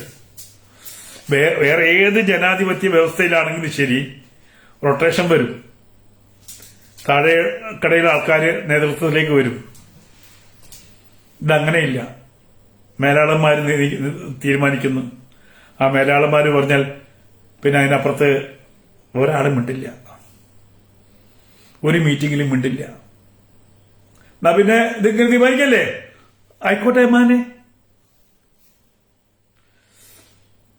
മിണ്ടിയ തീർന്നു. പിന്നെ അവന് പണിയില്ല, അവന്റെ കഞ്ഞുകൂടി മുട്ടി.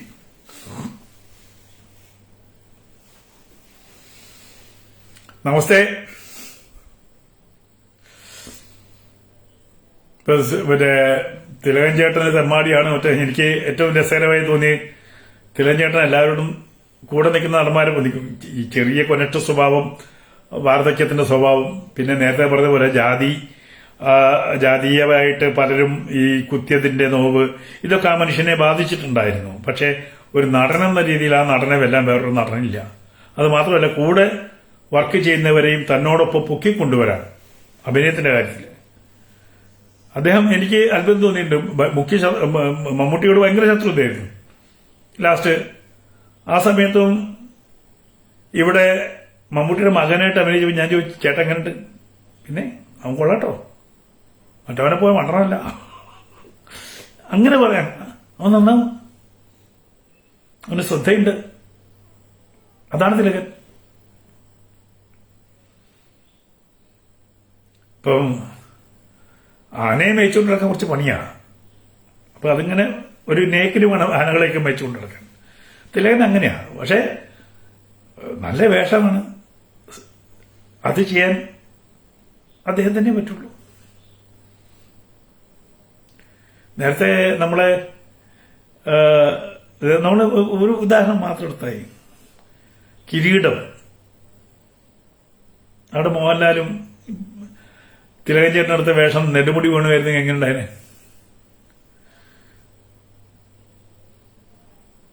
അതേപോലെ തന്നെ മൂന്നാം പക്കം, അതേപോലെ തന്നെ ഞാൻ നേരത്തെ പറഞ്ഞില്ലേ സ്ഫടികം. ഇതൊക്കെ ഒന്ന് എടുത്ത് നോക്കൂ. ഈ മോഹൻലാലിനെ മോഹൻലാലാക്കിയതും മമ്മൂട്ടിയെ മമ്മൂട്ടിയാക്കിയതും ഈ പറയുന്ന വൃദ്ധനാണ്. മലയാള സിനിമയിലെ പല നടന്മാരെയും അഭിനയം പഠിപ്പിച്ച മഹാഗുരു തന്നെയാണ് തിലകൻ. ആ തിലകന്റെ ശാപമാണ്, ആ തിലകൻ അനുഭവിച്ച വേദനയാണ്, ആ തിലകനെ സ്നേഹിച്ചതിന് ഞാനടക്കം അനുഭവിച്ച വേദനയാണ് എന്നിങ്ങനെ ഫണം വിരിച്ചു നിൽക്കുന്നത്. ഇനിയും പഠിക്കാനുണ്ട്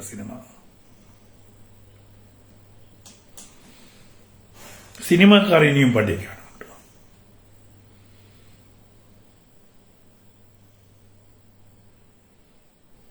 ഈ ദന്തഗോപുരങ്ങളൊക്കെ തകർന്നു വീഴും. ഏത് നക്ഷത്രത്തിനും ആയുസുണ്ട്, അത് ചിന്തിക്കണം. നക്ഷത്രങ്ങൾ എല്ലാ കാലവും നക്ഷത്രങ്ങളായി നിലകൊള്ളില്ല എന്ന് തീരുമാനിക്കണം. നക്ഷത്രം എന്ന് പറഞ്ഞത് തന്നെ കെട്ടടങ്ങിയ സൂര്യനാണ്, അല്ലെങ്കിൽ കെട്ടടങ്ങിപ്പോയ ഒരു ഗ്രഹത്തിന്റെ വെളിച്ചമാണ്. അത് മങ്ങി മങ്ങി ഇല്ലാതാകും. നക്ഷത്രങ്ങൾക്ക് എന്നും ആകാശത്ത് മാത്രമല്ല സ്ഥാനം, അത് ഭൂമിയിലേക്ക് പതിക്കുകയും ചെയ്യും. അത് നക്ഷത്ര സംവിധായകരാണെങ്കിലും അങ്ങനെ തന്നെയാട്ടോ. ഏത് കൊമ്പത്തെ സംവിധായകനായിക്കോട്ടെ, തറയിൽ വന്നിട്ടേ അവസാനം നിൽക്കുകയുള്ളൂ. ഈ പറയുന്ന ഞങ്ങളാണ് എല്ലാം, ഞങ്ങളാണ് സർവം, ഞങ്ങളങ്ങ് തീരുമാനിക്കും, നിങ്ങളങ്ങ് സഹിച്ചോ എന്ന് പറയുന്ന അവസ്ഥയുണ്ടല്ലോ, അങ്ങനെ കൂടുതൽ കാലമൊന്നും നിൽക്കില്ല. തിരിച്ചു വന്ന് കണക്ക് ചോദിച്ചിട്ടേ പോകുള്ളൂ. ഞാൻ പറഞ്ഞില്ലേ, നിങ്ങളില്ലാതാക്കിയ കുറെ ജീവിതങ്ങളുണ്ട്. നിങ്ങളില്ലാതാക്കിയ ജീവിതങ്ങളുടെ ശാപമുണ്ടല്ലോ, അതിവിടെ തന്നെ ഇങ്ങനെ കിടന്ന് കറങ്ങും.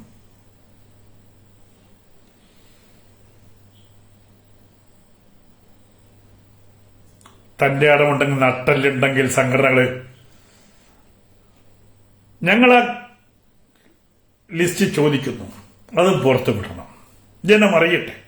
ഞങ്ങളുടെ ഇടയിൽ അങ്ങനെ തെറ്റുകാരുണ്ടെങ്കിൽ ഞങ്ങൾ അവരെ ശരിയാക്കിക്കൊള്ളാം, ഞങ്ങൾ അവരെ പുറത്താക്കും എന്ന് എന്താണ് സംഘടനയ്ക്ക് പറയാൻ പറ്റാത്തത്?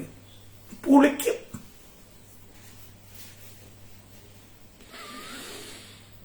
ധൈര്യം ഉണ്ടെങ്കിൽ ബി ഉണ്ണികൃഷ്ണൻ പറയണം, ആ ലിസ്റ്റ് എടുക്കൂ. സർക്കാർ ആരൊക്കെയാണ് 15 അംഗം, ഞങ്ങൾക്ക് തരൂ ലിസ്റ്റ്. ഞങ്ങൾ ഈ മലയാള സിനിമയെ നയിക്കുന്ന സംഘടനയാണ്, ഞങ്ങൾ അവർക്കെതിരെ ആക്ഷൻ എടുത്തിരിക്കും. ഞാനാണെങ്കിൽ എനിക്കെതിരെ ആക്ഷൻ എടുക്കും എന്ന് ബി ഉണ്ണികൃഷ്ണൻ പറയണ്ടേ? മോഹൻലാൽ പറയണ്ടേ? അതല്ലേ അന്തസ്. സംഘടനയുടെ കൊമ്പത്തിരിക്കുന്നവർ ധൈര്യമായിട്ട് പറയണം, ഞങ്ങൾക്കിടയിൽ അങ്ങനെ ആൾക്കാരില്ല.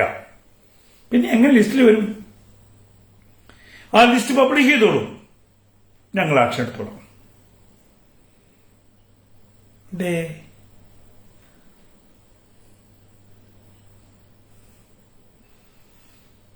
നമസ്കാർ, നമസ്തേ. ഇപ്പോ നമ്മളെ കൊണ്ടൊന്നും ആരും പറയിക്കില്ല. കാരണം നമ്മുടെ അടുത്തേക്കൊന്നും മീഡിയാസ് വരില്ല. മീഡിയാസ് ഇതൊരു കളിയാ. മീഡിയാസിന് 2 ദിവസം 3 ദിവസം ഇതിങ്ങനെ ഇട്ടിരുന്നു ഉരുട്ടിയിട്ട് 4-ാം ദിവസം, കാരണം ഈ മീഡിയാസിന്റെ ആഘോഷ രാവുകൾക്ക് ആരാണ് വരുന്നത്?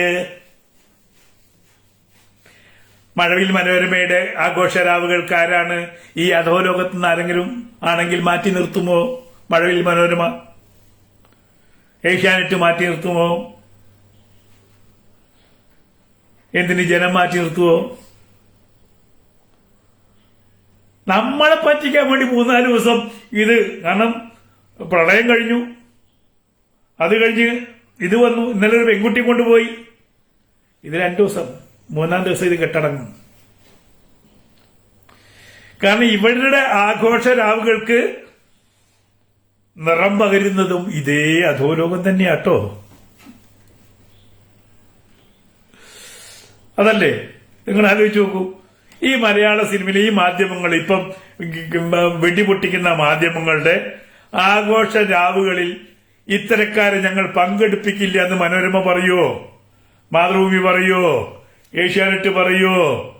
അവരുടെയൊക്കെ പ്രോഗ്രാമിന് ഇവരൊക്കെ വേണം. എന്തൊരു തട്ടിപ്പാത്! ജനങ്ങളെ എങ്ങനെയാ വിട്ടിയാക്കുന്നത്? ഞാൻ 2-3 ദിവസം ഇങ്ങനെ കണ്ടുകൊണ്ടിരിക്കുക.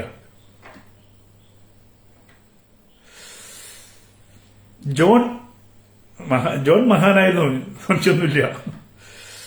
കുറച്ച് ലഹരിക്ക് അടിമപ്പെട്ടു പോയി. അല്ലെങ്കിൽ ഒരുപാട് നല്ല സിനിമ ചെയ്യേണ്ടുന്ന ആളാണ് ജോൺ. എന്നോട് പറഞ്ഞു തന്ന കുറെ കഥകളുണ്ട്. ഇപ്പോഴും സിനിമയാക്കണമെന്ന് ആഗ്രഹമുണ്ട് എനിക്ക്. സിനിമയാക്കാൻ പറ്റില്ല, അത് ഓരോ കാര്യം സമ്മതിക്കില്ല.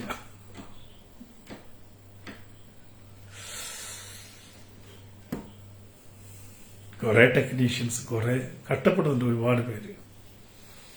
ഞങ്ങളൊക്കെ 80 കാലഘട്ടത്തിൽ മലയാളത്തിന്റെ സജീവമായി നിന്ന ഒരു സംവിധായകനെ ഇന്ന് കാണില്ല നിങ്ങൾ. അവരെയൊക്കെ വീട്ടിൽ എങ്ങനെയാണ് അരി മേടിക്കുന്നത് ആർക്കും അറിയില്ല. ഒരുപാട് പേരുണ്ടായിരുന്നു ചെറിയ സിനിമകൾ. ജഗദീഷിനെയും സിദ്ദീഖിനെയും ഈ രാജൻ ബി ദേവിനെയും ഒക്കെ വെച്ച്, ജഗദീനെയൊക്കെ വെച്ച് സിനിമ ചെയ്ത ഒരുപാട് സിനിമക്കാർ. അവരെങ്ങനെയാണ് കഴിഞ്ഞുകൂടുന്നത് അറിയോ?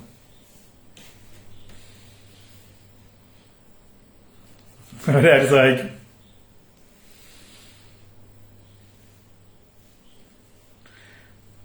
(2011) കഴിഞ്ഞ് 2011 തിട്ടൂര് എനിക്ക് തന്നത് 2010 മുതൽ മലയാള സിനിമയിലെ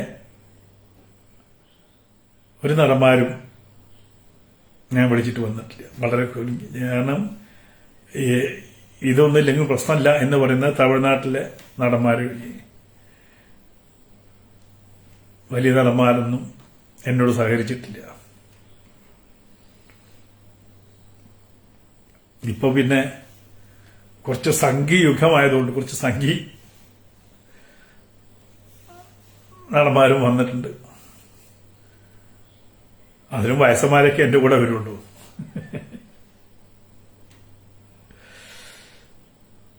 ഇതേപോലെ ഒരുപാട് പേരുണ്ട്.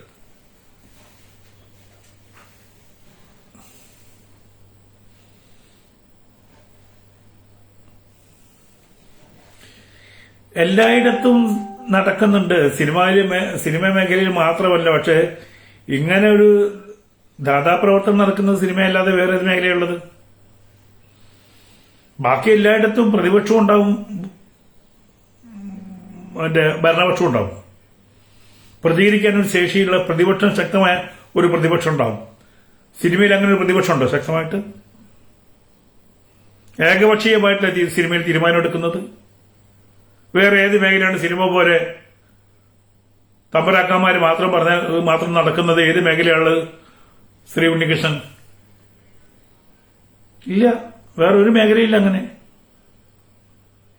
ലൈംലൈറ്റിലെ സ്വാധീനമുള്ള വേറെ ഏത്, അത് ഇതേപോലെ സ്വാധീനമുള്ള വേറെ ഏത് മേഖലയുള്ളത്? രാഷ്ട്രീയത്തിൽ നടക്കുമായിരിക്കും, രാഷ്ട്രീയത്തിലുണ്ട്. പക്ഷെ രാഷ്ട്രീയത്തിൽ പിടിക്കപ്പെടുത്താൻ ഒരു രാഷ്ട്രീയക്കാരൻ, നമ്മള് CPM ഈ ഇത് തോത് അളക്കട്ട. മറ്റേത് രാഷ്ട്രീയത്തിലാണെങ്കിലും ശരി, ഒരു രാഷ്ട്രീയക്കാരൻ വ്യഭിചാര കേസിൽ പെട്ടുകഴിഞ്ഞാൽ തെളിയിക്കപ്പെട്ട് അതിന്റെ പുറകെ ആൾക്കാരുണ്ടാവും. പ്രതിപക്ഷം അല്ലെങ്കിൽ ഭരണപക്ഷം, ഏത് പക്ഷത്തുള്ള ആളാണ് തോന്നിവാസം കാണിച്ചത്? അതുകൊണ്ടാണല്ലോ ശശിയൊക്കെ ട്രോൾ ചെയ്യുന്നത്. ശശി എന്ന വാക്ക് പോലും എങ്ങനെയുണ്ടായത്? എല്ലായിടത്തും ചോദ്യം ചെയ്യാനുണ്ടാവും. സിനിമയിൽ മാത്രം ചോദ്യം ചെയ്യാനുണ്ടാവില്ല. ഇപ്പൊ 4-5 പെണ്ണുങ്ങൾ മാത്രം ചോദ്യം ചെയ്തു. അവരുടെ അവസ്ഥ നമുക്ക് കണ്ടറിയാവുന്നല്ലേ ഉള്ളൂ. ഒന്നും ചെയ്യാൻ പറ്റില്ല. നമസ്തേ നമസ്തേ ഗോപിനാഥ്. ഇതൊക്കെയാണ് അവസ്ഥ. നമുക്ക് 2 ദിവസം കൂടിയൊക്കെ കാണും. അത് കഴിഞ്ഞാൽ പിന്നെ ഹൈക്കോടതി ഇത് അന്വേഷണത്തിന് ഉത്തരവിട്ടാലും ഇത് അന്വേഷിക്കേണ്ട ആളാരാണ്?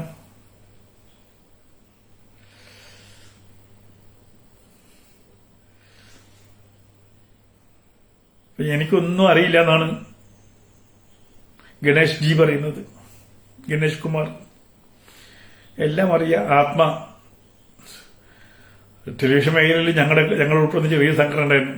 അവിടെയും കൊണ്ട് ആത്മാന്നുണ്ടാക്കി, വേറൊന്നുണ്ടാക്കി, അവിടെയും തിട്ടൂരിറക്കി, അവിടെയും ജീവിക്കാൻ സമ്മതിക്കാതെ പുറത്താക്കി.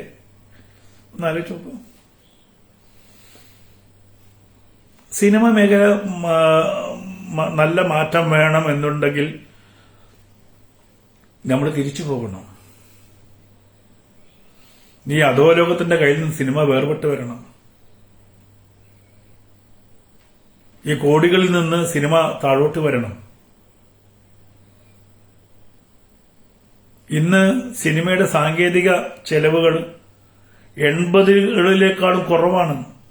അന്ന് ഫിലിം വേണം, ഇന്ന് ഡിജിറ്റൽ ക്യാമറയാണ്. നിങ്ങൾക്ക് എത്ര വേണം ഷൂട്ട് ചെയ്യാം, ഒരു ഭയപ്പാടുമില്ലാതെ ഷൂട്ട് ചെയ്യാം.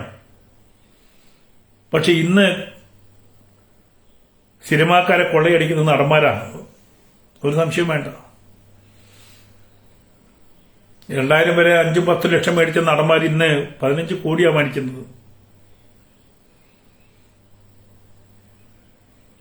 15 കോടി കിട്ടുന്ന 2 സിനിമ 3 സിനിമ 45 കോടിയായില്ലേ?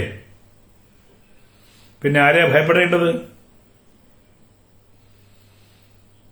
ഒരു ലൈറ്റ് ബോയ്ക്ക് രാവിലെ മുതൽ വൈകുന്നേരം വരെ പണിയെടുത്ത് 1400-2000 രൂപയാണ് കിട്ടുക. ഇപ്പോഴത്തെ റേറ്റ് എനിക്കറിയില്ല.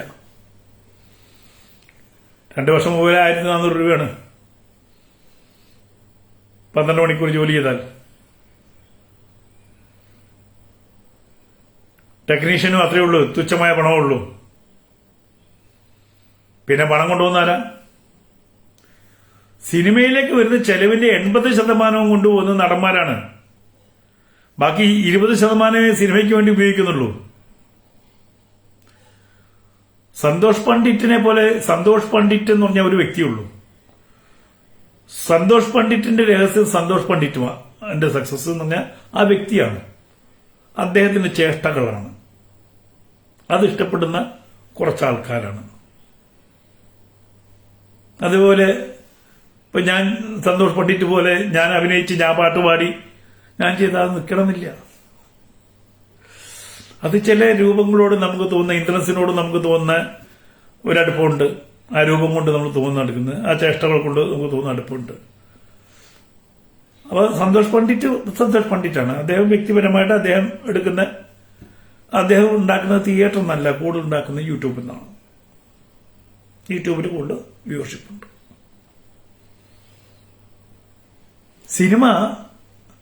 പണ്ടൊക്കെ സിനിമ സഹായിച്ചുകൊണ്ടിരുന്നത് ഈ ചാനലുകളാണ്. ഏഷ്യാനെറ്റും മാതൃഭൂമിയും എല്ലാ ചാനലുകളും സിനിമ വാങ്ങിച്ചുകൊണ്ടിരുന്നു. ഇന്ന് അതിൽ നിന്ന് മാറ്റി OTT-യിലേക്ക് വന്നു. OTT-യും ഇവർ കീഴടക്കി. OTT ഇപ്പൊ എന്റെ സിനിമ 25 ദിവസം, നമ്മളെ സിനിമ 25 ദിവസം ഓടിയിട്ടുണ്ട് സ്റ്റേഷനിൽ. പക്ഷെ OTT-യിലേക്ക് അവർക്ക് ആവശ്യമില്ല. OTT-യും കുത്തകയാണ്.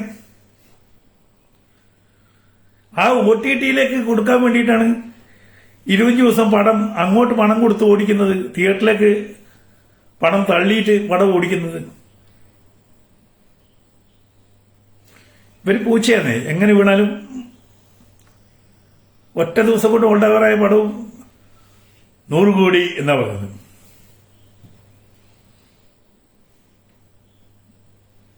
നൂറ് കോടി കിട്ടിക്കഴിഞ്ഞാൽ 30 കോടിയെ പ്രൊഡ്യൂസർ കയ്യിലേക്ക് വരുള്ളൂ. അത് വേറെ കാര്യം. 100 കോടി ക്ലബ്ബ് എന്ന് പറയും, 100 കോടി ക്ലബ്ബ് എന്ന് പറയും. 100 കോടി ക്ലബിൽ ചാടിയാലും പ്രൊഡ്യൂസർ കയ്യിൽ 30 കോടിയേ വരുള്ളൂ. 100 കോടി മുടക്കിയ ഒരു പടത്തിന് 100 കോടി കിട്ടിക്കഴിഞ്ഞാൽ 70 കോടി നഷ്ടം. അതാണ് സത്യം. ചെറിയ സിനിമകൾ നമ്മള് 2000 വരെ ഒരു 50 ലക്ഷം രൂപയ്ക്ക് ഒരു സിനിമ ഉണ്ടാക്കാമായിരുന്നു. 5 കോടി 3 കോടി 4 കോടി 5 കോടി ആയിരുന്നു ഒരു സൂപ്പർ സ്റ്റാർ പടത്തിന്റെ മുതൽ മുടക്ക്. ഇന്ന് അത് ഒരു സൂപ്പർ സ്റ്റാർ വാങ്ങിക്കുന്നത് 10-15 കോടിയാണ്. നഷ്ടം പറ്റിയാലോ തിരിഞ്ഞു നോക്കൂ ഈ സ്റ്റാർഡമാരെങ്കിലും. ഇപ്പൊ അതുകൊണ്ട് അവര് തന്നെ കമ്പനി, അവര് പ്രൊഡ്യൂസ് ചെയ്യുന്നു, അവര് തന്നെ മാർക്കറ്റ് ചെയ്യുന്നു, അവരുടെ തിയേറ്റർ ഓടിക്കുന്നു. ഇതൊരു സാധാരണക്കാരന് സാധിക്കുമോ? ഒരു സാധാരണ പ്രൊഡ്യൂസർക്ക് സാധിക്കുമോ? ഇപ്പൊ മോഹൻലാൽ കമ്പനിക്ക് മോഹൻലാലിന് തിയേറ്റർ ഉണ്ട്. കേരളത്തിൽ അങ്ങേയറ്റം മുതൽ ഇങ്ങേയറ്റം വരെ തിയേറ്റർ ഉണ്ട്. ആ തിയേറ്ററിൽ എത്ര ദിവസം വേണമെങ്കിലും ഓടിക്കാം മോഹൻലാലിന്റെ സിനിമകൾ. മമ്മൂട്ടി കമ്പനിക്ക് സ്വന്തം കമ്പനി, അവർക്ക് സാറ്റലൈറ്റ് OTT കാര്യങ്ങളൊക്കെ അവർക്ക് മാർക്കറ്റ് ചെയ്യാൻ പറ്റും. പൃഥ്വിരാജിന് പറ്റും. പക്ഷെ അവിടെയും വരുമാനം നിലയ്ക്കുമ്പോ ഗോവിന്ദ പറയും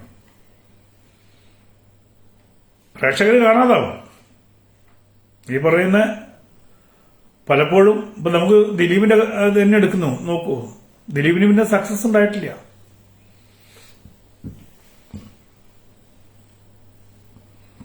ഒരു വിഷയം വന്നു, ആ വിഷയത്തിന് ശേഷം അദ്ദേഹത്തിന്റെ കാര്യം എന്താ പറ്റിയത്?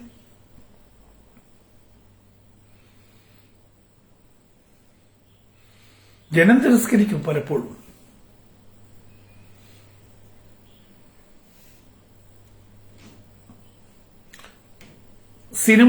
സിനിമ ഓടിയത് സൂപ്പർ സ്റ്റാർ ഉണ്ടായതുകൊണ്ട് മാത്രം പടം ഓടണം നിർബന്ധമൊന്നുമില്ല. അങ്ങനെയായിരുന്നെങ്കിൽ ഞാൻ ഒരു സൂപ്പർ സ്റ്റാറിനെ വെച്ചിട്ട് ഞാൻ സിനിമ ചെയ്തിട്ടില്ല. എന്റെ ആദ്യത്തെ പടത്തില് നായകൻ ആരാണ്? തിലകനാണ്. എന്റെ കൊമേഴ്സ്യൽ പടത്തില് മുഖമുദ്ര എന്ന് പറയുന്ന സിനിമയിൽ കള്ളനും പോലീസുമായിട്ട് തിലകനാണ് സെൻട്രൽ ക്യാരക്ടർ. അന്നത്തെ കാലത്ത് അത് 75 ദിവസം ഓടി തിയേറ്ററിൽ. ജൂനിയർ മാൻഡേക്ക് ജഗദീഷും ജഗതിയും മാത്രമേ ഉള്ളൂ.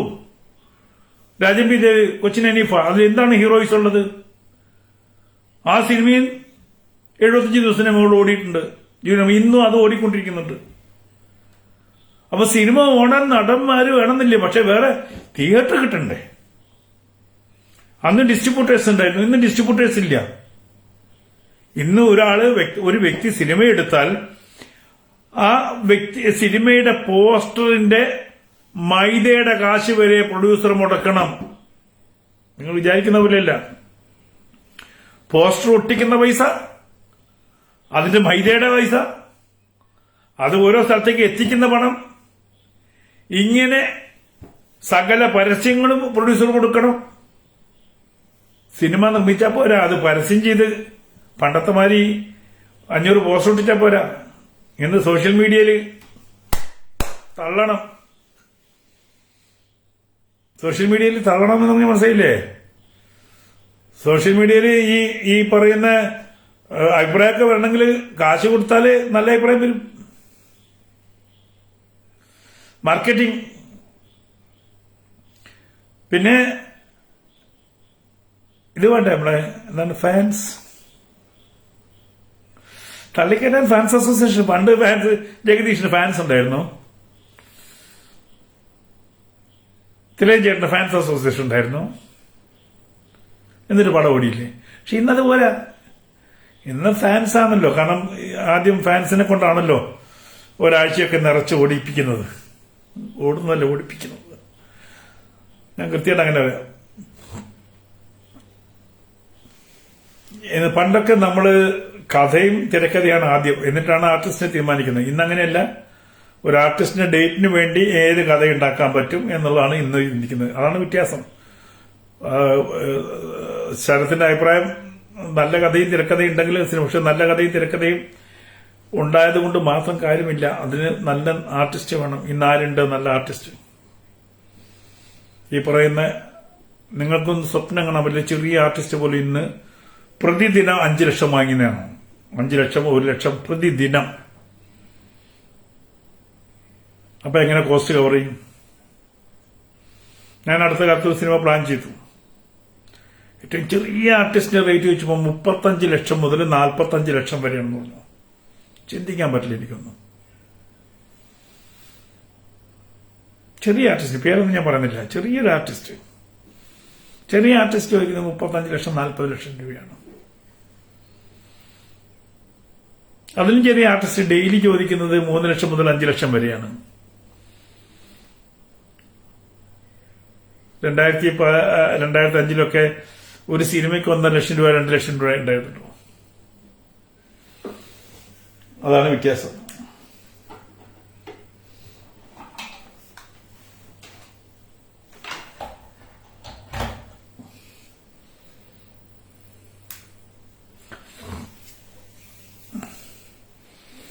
ഏതായാലും സന്തോഷം.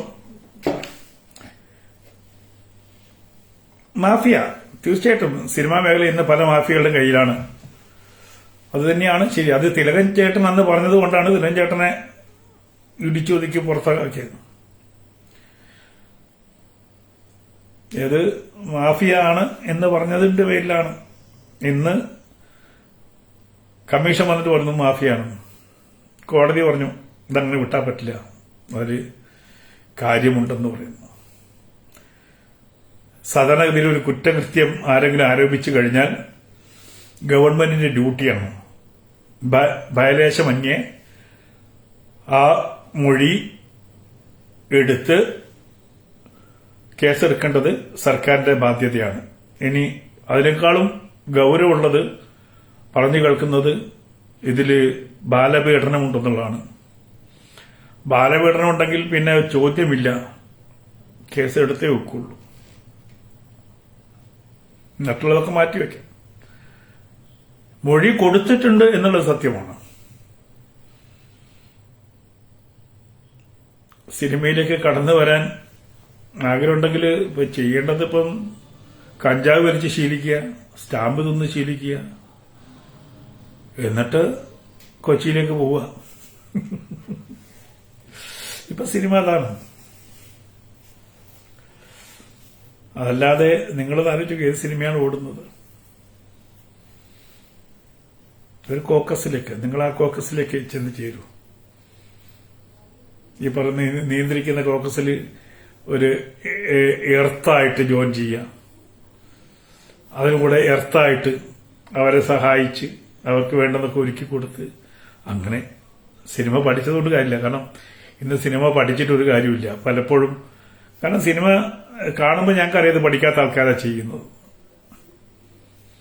പലപ്പോഴും സിനിമയുടെ ബേസിക് ആയിട്ടുള്ള പ്രിൻസിപ്പിൾസിനൊക്കെ ബ്രേക്ക് ചെയ്തിട്ടുള്ള സിനിമകളാണ് ഇപ്പോൾ വരുന്നത്. ചില വലിയ നടന്മാർ അഭിനയിക്കുന്ന സിനിമ പോലും നമ്മൾ പണ്ട് ലെഫ്റ്റ് റൈറ്റ് എന്ന് പറയും, ലെഫ്റ്റ് റൈറ്റ് പോലും ഇല്ല. പിന്നെ ഈ പറയുന്ന അധോലോകത്തിന്റെ ഭാഗമാകാൻ കഴിഞ്ഞാൽ നിങ്ങൾക്ക്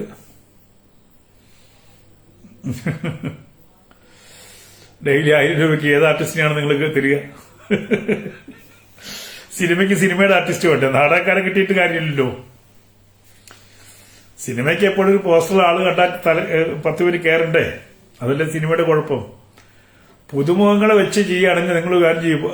ഇത് പറയുന്ന പോലെ ധൈര്യമായിട്ട് നിങ്ങൾക്ക് തിയേറ്ററിൽ എത്തിക്കാൻ പറ്റും, പോസ്റ്റർ ഒട്ടിക്കാൻ പറ്റും എന്നുണ്ടെങ്കിൽ നിങ്ങൾ എത്തിക്കൂ. നമുക്ക് പറ്റില്ല അത്. ഇപ്പൊ നമ്മൾ സിനിമ ഇതുപോലെ കഷ്ടപ്പെട്ട് ജനങ്ങളുടെ അടുത്ത് നമുക്ക് അതിന്റെ ക്ഷീണം മാറിയിട്ടില്ല. ഇത് പഴയ കാലമല്ല. ഞാൻ ഒറ്റയ്ക്ക് പോസ്റ്റർ ഒട്ടിച്ച് അനൗൺസ് ചെയ്ത് സിനിമ റിലീസ് ചെയ്തിട്ടുണ്ട്. അന്ന് 14 സ്റ്റേഷൻ നോക്കിയാൽ മതി. ഇന്ന് 200, 250, മിനിമം 100 തിയേറ്ററാണ്. 100 തിയേറ്ററിലേക്ക് ഒരുമിച്ച് പരസ്യം ചെയ്യാൻ ഒന്നും പറ്റില്ല ഇപ്പോൾ. അത് നടക്കുന്ന സാധ്യതയല്ല. പണ്ട് 14 പെട്ടി, അതല്ലെങ്കിൽ മാക്സിമം പോയ വലിയ പടങ്ങൾ 25 പെട്ടിയാണ്, 25 സ്റ്റേഷനാണ്. അവിടെ 10-100 ദിവസം കൂടും പടം. ഇന്ന് ഇപ്പൊ മൾട്ടിപ്ലക്സ് വന്ന് ഒരു അങ്ങാടിയിൽ ഒരു ടൗൺഷിപ്പിൽ ഒരേ പടം 5 തിയേറ്റർ ഓടുമ്പോൾ 3-4 ദിവസം കൊണ്ട് തീരും, അതിന്റെ പ്രേക്ഷകർ തീരും. ഇതൊക്കെ ഈ വിന ഉണ്ടാക്കിയതാണ്, ഈ അസോസിയേഷൻ ഉണ്ടാക്കിയ വിനകളാണത്.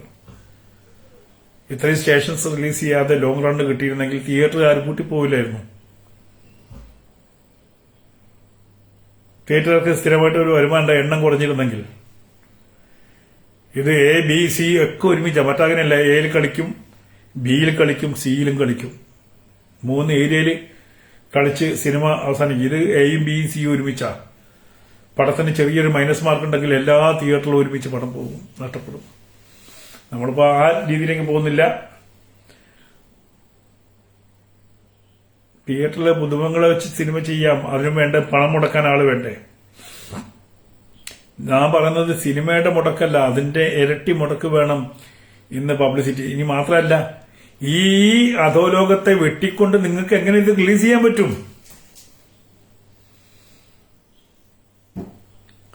നിങ്ങൾക്ക് ഏതൊക്കെ സ്റ്റേഷൻ കിട്ടും? നടന്മാരില്ലാതെ ഓരോ തിയേറ്ററും നിങ്ങൾക്ക് ഓരോ ഷോയ്ക്കും പൈസ അങ്ങോട്ട് അഡ്വാൻസ് കൊടുത്ത് കളിക്കാൻ പറ്റുമോ? 5000 രൂപ ഒരു ഷോയ്ക്ക്, 3 ഷോയ്ക്ക് 15000 രൂപ കൊടുത്ത് നിങ്ങൾക്ക് എത്ര തിയേറ്റർ പിടിച്ച് കളിക്കാൻ പറ്റും? നിങ്ങളെ സഹായിക്കുമോ മീഡിയാസ്? ഇപ്പൊ നിങ്ങൾ ചിന്തിച്ചു നോക്കൂ. ഈ പറയുന്ന സൂപ്പർ സ്റ്റാറുകളുടെ പടം വരുമ്പം ഏഷ്യാനെറ്റിൽ ചർച്ച, മാതൃഭൂമിയിൽ ചർച്ച, ചർച്ചയോട് ചർച്ച, ചർച്ചയ്ക്ക് പിന്നെ ചർച്ച, പിന്നെയും ചർച്ച, ചർച്ച. അതേസമയത്ത് ഒരു സാധാരണക്കാരന്റെ സിനിമ നല്ല സിനിമയായിരിക്കും, ചിലപ്പം ഒരു ചർച്ചയും ചെയ്യില്ലായിരുന്നു.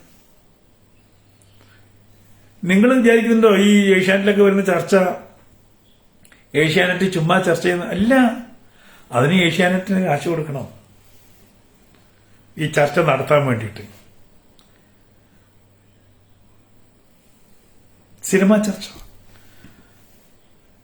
എന്നിട്ട് അവർ തന്നെ പിറ്റേന്ന് ആദ്യ ദിവസം 80 കോടി കളക്ഷൻ, 8 ലക്ഷം കളക്ഷൻ ഉണ്ടാവില്ല. അധോലോകമാണ് മൊത്തം. അധോലോകത്ത് നിന്നിട്ട് നമുക്ക് പിടിച്ചു നിൽക്കാൻ പറ്റുമോ? അധോലോകം ഇല്ലാതാവട്ടെ, അപ്പം നമുക്ക് നല്ല കാലം വരും സിനിമയ്ക്ക്. ഇല്ല, ഇനി സിനിമയ്ക്കില്ല. തിയേറ്റർ ബാക്കിയുള്ളതും അടയ്ക്കും. നിങ്ങളുടെ വീട്ടിലെ സ്ക്രീൻ മാത്രമായിട്ട് മാറും. തിയേറ്റർ എന്നുള്ള കൺസെപ്റ്റ് വളരെ കുറച്ച് കാലമേ ഉണ്ടാവുള്ളൂ.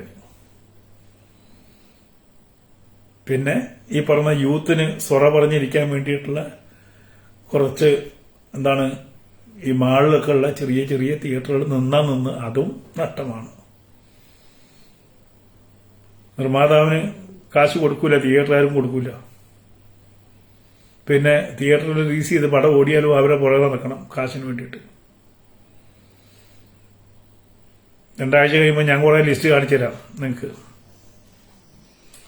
ഞാൻ ഈ 2 ആഴ്ച കൂടി ശ്രമിക്കും, കുറെ പണം കിട്ടാനുണ്ട്. വമ്പന്മാരുടെ തിയേറ്ററിനാണ്.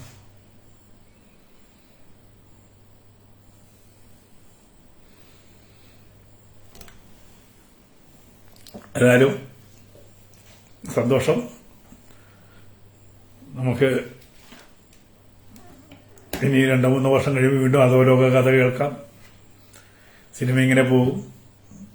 കരഞ്ഞ് നെഞ്ചത്തടിച്ച നടിമാരെയൊക്കെ വെള്ളം കൂടി മുട്ടും, കഞ്ഞി കൂടി മുട്ടും. കുറച്ച് ആൾക്കാർ കൂടി ഇപ്പോൾ പുറത്താവും. അവരന്വേഷിക്കും ആരൊക്കെയാണ് മൊഴി കൊടുത്തത്. രഹസ്യമായി അന്വേഷിച്ച് അവരെ ഒതുക്കും, ഭയപ്പെടുത്തും, ഇല്ലാണ്ടാക്കും. അങ്ങനെ 3-4 ദിവസം കഴിയുമ്പം ഈ വിഷയം കെട്ടടങ്ങും. തമ്പരാക്കന്മാർ അധോലോകത്ത് വീണ്ടും കുതിച്ചുയർന്ന് അധോലോക വീരന്മാരായി വീരപട്ട അണിഞ്ഞ് കിരീടം വെച്ച് ചെങ്കോലുമായി നമ്മളെയൊക്കെ ഭരിക്കും. അതിനപ്പുറമൊന്നും സംഭവിക്കാൻ പോകുന്നില്ല. ഈ സിനിമ സംഭവിക്കണം, സിനിമയ്ക്ക് മാറ്റം സംഭവിക്കണമെങ്കിൽ ആദ്യം ഈ സംഘടനകളൊക്കെ പിരിച്ചുവിടണം. എന്നിട്ട് പഴയതുപോലെ ഒരു ഫാമിലിയായിട്ട്. അതേപോലെ എന്താണ് ഈ ഒരു ഷോട്ട് കഴിഞ്ഞിട്ട് ഓടിച്ചെന്ന് AC റൂമിൽ വിശ്രമിച്ച് 4 ബീറടിച്ച് 2 പുകയെടുത്ത് വരുന്ന ആ സിസ്റ്റം ഉണ്ടല്ലോ, കാരവൻ സിസ്റ്റം, അതെന്നാണോ ഇവിടെ വന്നത്? അതാണ് സിനിമയുടെ അന്ത്യം. മനുഷ്യനും തമ്മിൽ ബന്ധമില്ലാതെ ഒരു സെറ്റിൽ വർക്ക് ചെയ്യുന്നവർക്ക് വിവിധ ഭക്ഷണം, വിവിധ പരിചരണം,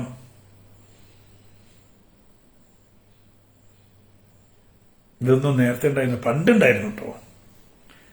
പണ്ട് ഭക്ഷണത്തിന് 3 തട്ടും 4 തട്ടും ഉണ്ടായിരുന്നു. പക്ഷെ ഇപ്പൊ രണ്ടാമത് തിരിച്ചു വന്ന.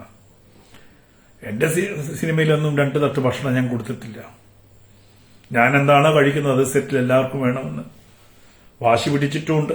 അതല്ലെങ്കിൽ ഞാൻ ഉച്ചയ്ക്ക് ഊണ് കഴിക്കുന്നത് യൂണിറ്റിന്റെ അംഗങ്ങളോട്, വേണമെങ്കിൽ ജൂബിലിയിലെ യൂണിറ്റുകാരോട് ചോദിച്ചറിയാം, എന്റെ കൂടെ വർക്ക് ചെയ്തവര്. ഞാൻ ഉച്ചയ്ക്ക് അവരുടെ കൂടെയാണ് ഭക്ഷണം കഴിക്കുന്നത്. കാരണം എന്താ, വ്യത്യാസം ഉണ്ടാവാൻ പാടില്ല.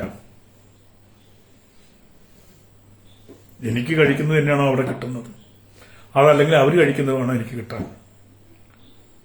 അതാണ് മനുഷ്യത്വം. സന്തോഷം.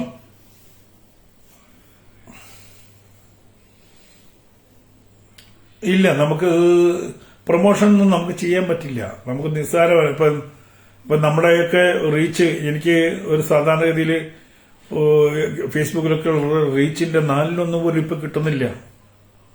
നമ്മുടെ കുഴപ്പമില്ല, കാരണം അവിടെയും തന്ത്രങ്ങൾ ഉപയോഗിച്ചിരിക്കുന്നു. അവർക്ക് പണം കിട്ടണം, ഫേസ്ബുക്കിന് പണം കിട്ടണം. സുക്കബർഗ് വെറുതെ നമ്മളെ പ്രൊമോട്ട് ചെയ്യാനും നിൽക്കില്ല. നമ്മൾ വില കൊടുത്ത് വാങ്ങിക്കണം റീച്ച്. 5 ദിവസത്തേക്ക് 450 രൂപ 800 രൂപ കൊടുത്ത് റീച്ച് ഉണ്ടാക്കണം. അതിന് നമ്മുടെ കയ്യിൽ പണം വേണ്ടേ? പിന്നെ ഈ പറയുന്ന ആൾക്കാർ വേണ്ടേ? നിരൂപകര് വേണ്ടേ? എളുപ്പമല്ല റീച്ച് ഉണ്ടാക്കുന്നത്. അത്ഭുതങ്ങൾ സംഭവിക്കാം, മാറ്റങ്ങൾ വരട്ടെ, പ്രാർത്ഥിക്കാം. അതിനപ്പുറമൊന്നും ചെയ്യാനില്ല. പക്ഷേ നട്ടലുള്ളവരാണെങ്കിൽ, അന്തസ്സുള്ളവരാണെങ്കിൽ ഫെഫ്കയും അമ്മയും ഈ പറഞ്ഞ ചേംബറും ഒക്കെ ഒന്ന് പറയണം, ഞങ്ങൾ തയ്യാറാണ്. ആ ആളുകളുടെ ലിസ്റ്റ് കഴുകി കിട്ടിയാൽ ഞങ്ങൾ അവരെയൊക്കെ പുറത്താക്കും, എന്നിട്ട് ഞങ്ങൾ ശുദ്ധീകരിക്കുമെന്ന് പറയാനുള്ള കാരണം ആ നട്ടലുണ്ടെങ്കിലല്ലേ ആരൊക്കെയാണ് ഇതിന്റെ പിന്നില് എന്ന് ചോദിച്ചാൽ ചിലപ്പോൾ അതുകൊണ്ടാണ് അവർ മിണ്ടാതിരിക്കുന്നത്. ഈ സംഘടനയിൽപ്പെട്ടവരതിൽ ഈ 15 പേരിൽ സംഘടനയിൽപ്പെട്ടവർ ആരൊക്കെ ഉണ്ടോ എന്ന് ചിന്തിക്കണ്ടേ? ഇല്ലെങ്കിൽ ധൈര്യമായിട്ട് പറയും, ചാടി എന്നിട്ട് പറയണം. അവിടെയില്ല അന്തസ്. ഞങ്ങളുടെ കൂട്ടത്തിൽ അത്രയും തെമ്മാടികൾ ഇല്ല, അങ്ങനെ ഇല്ല എന്നൊരു ബോധ്യം ഉണ്ടെങ്കിൽ അപ്പൊ ചാടി വീണ് ഞങ്ങൾക്കിതിൽ മറച്ചു വെക്കാനില്ല, അന്വേഷണം ആവശ്യപ്പെടുന്നു, വിചാരണ നടക്കണം, ആളുകളുടെ ലിസ്റ്റ് ഞങ്ങൾക്ക് തന്നാൽ ഞങ്ങൾ നടപടിയെടുക്കും എന്നല്ലേ സംഘടനകൾ പറയുന്നത്. സജി നന്ദിയായിട്ട് വന്ന് പറഞ്ഞാൽ അയ്യോ ഇതൊക്കെ ഫേക്കാണ്, ഈ മൊത്തം ഫേക്കാണ്, ഇതൊന്നും സത്യമല്ല, ആരോ ഉണ്ടാക്കിയതാണ് എന്ന് പറയുന്നതല്ലോ ശരി. പിന്നെ ഇതിനെ ചേംബർ സിനിമ നന്നാക്കിയത് ഇറങ്ങിയ ചേംബറിന്റെ വക്താവ് വന്നിട്ട് പറഞ്ഞു കേട്ടു, സത്യം പറഞ്ഞ ഉളുപ്പ് അടുത്തുകൂടി പോലും പോയിട്ടില്ല. ഉളുപ്പ് ആ ചങ്ങാതിയുടെ. ചേംബറിൽ വേറെ ആരും ഇല്ലേ ഈ ചങ്ങാതിയെ നിയന്ത്രിക്കാൻ? കഷ്ടമാണ്, മഹാകഷ്ടം. ഇതിനേക്കാളും ബെറ്റർ ഒരു രാഷ്ട്രീയക്കാരാട്ടോ. അണ കുട്ടിയാൽ ചെറിയ ലെവലേ ഉള്ളൂ എന്തെങ്കിലും പറഞ്ഞ് രക്ഷപ്പെടും. ഒന്ന് സസ്പെൻഡ് ചെയ്ത് മാറ്റി നിർത്തുകയെങ്കിലും ചെയ്യും. അതൊരു ശശി ലെവൽ എത്തിയിട്ടുള്ളൂ എന്നൊക്കെ പറഞ്ഞിട്ട് ഇതതുപോലും ഇല്ല.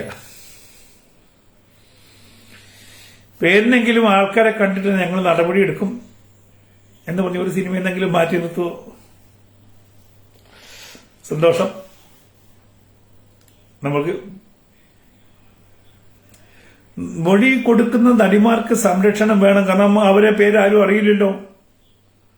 രഹസ്യമൊഴിയിലോ ഈ സ്ത്രീയുടെ പേരോ ഈ സ്ത്രീയുടെ മുഖമോ അല്ലെങ്കിൽ അത്ര ആൾക്കാരുടെ മുഖമോ പുറത്തു വരാൻ പാടില്ല എന്നുള്ളതാണല്ലോ നമ്മുടെ നിയമം. പോലീസ് ചോർത്തി കൊടുത്തിട്ടില്ലെങ്കിൽ ആരാണ്? ഹൈക്കോടതിക്ക് വിളിച്ചു വരുത്താം, കോടതിക്ക് വിളിച്ചു വരുത്താമല്ലോ. ഈ റിപ്പോർട്ട് വാങ്ങിച്ചിട്ട് ആരൊക്കെയാണ് മൊഴി കൊടുത്തത് രഹസ്യമായിട്ട് വിളിച്ചു വരുത്തി മൊഴി എടുത്തുകൂടെ? 164 മൊഴിയെടുക്കാലോ. മൊഴി കൊടുക്കുന്നതിൽ പക്ഷെ അവർക്കൊരു ഗ്യാരണ്ടി കൊടുക്കണം. ഞങ്ങളിത് പുറത്തു പറയില്ല, നിങ്ങളുടെ ഐഡന്റിറ്റി ഞങ്ങൾ പുറത്തു വിട്ടില്ല. പക്ഷേ ഇപ്പൊ തന്നെ ഇവരുടെ കൈ കിട്ടിക്കാണോ, സംഘടന കൈ കിട്ടിക്കാണോ ആരൊക്കെയാണ് മൊഴി കൊടുത്തതെന്ന്? കാരണം ഇത് ഗവൺമെന്റിന്റെ കയ്യിലല്ലേ, മന്ത്രിമാര് വായിച്ചിട്ടില്ലേ? അപ്പൊ ഇതിൽ ആരൊക്കെയാണ് എന്തൊക്കെയാണെന്നുള്ളത് അസോസിയേഷനിൽ എത്തിയിട്ടില്ലേ? എത്തിക്കണം. ഇപ്പൊ തന്നെ അവരെയൊക്കെ നേരിട്ട് ബന്ധപ്പെട്ട് കാണും, ഭീഷണിപ്പെടുത്തി കാണും. ഗവൺമെന്റ് എന്ന് പറഞ്ഞാൽ എന്താണ്? രഹസ്യ സ്വഭാവം ഉണ്ടോ ഗവൺമെന്റിന്? ഗവൺമെന്റ് പേപ്പർ ചോർന്നു പോകുന്നില്ലേ? അതേപോലെ തന്നെ ഈ റിപ്പോർട്ടിന്റെ കാതലായ അംശങ്ങൾ ഈ പറയുന്ന ഇവർ തന്നെ ചോർത്തി കൊടുത്തിട്ടുണ്ടാവും.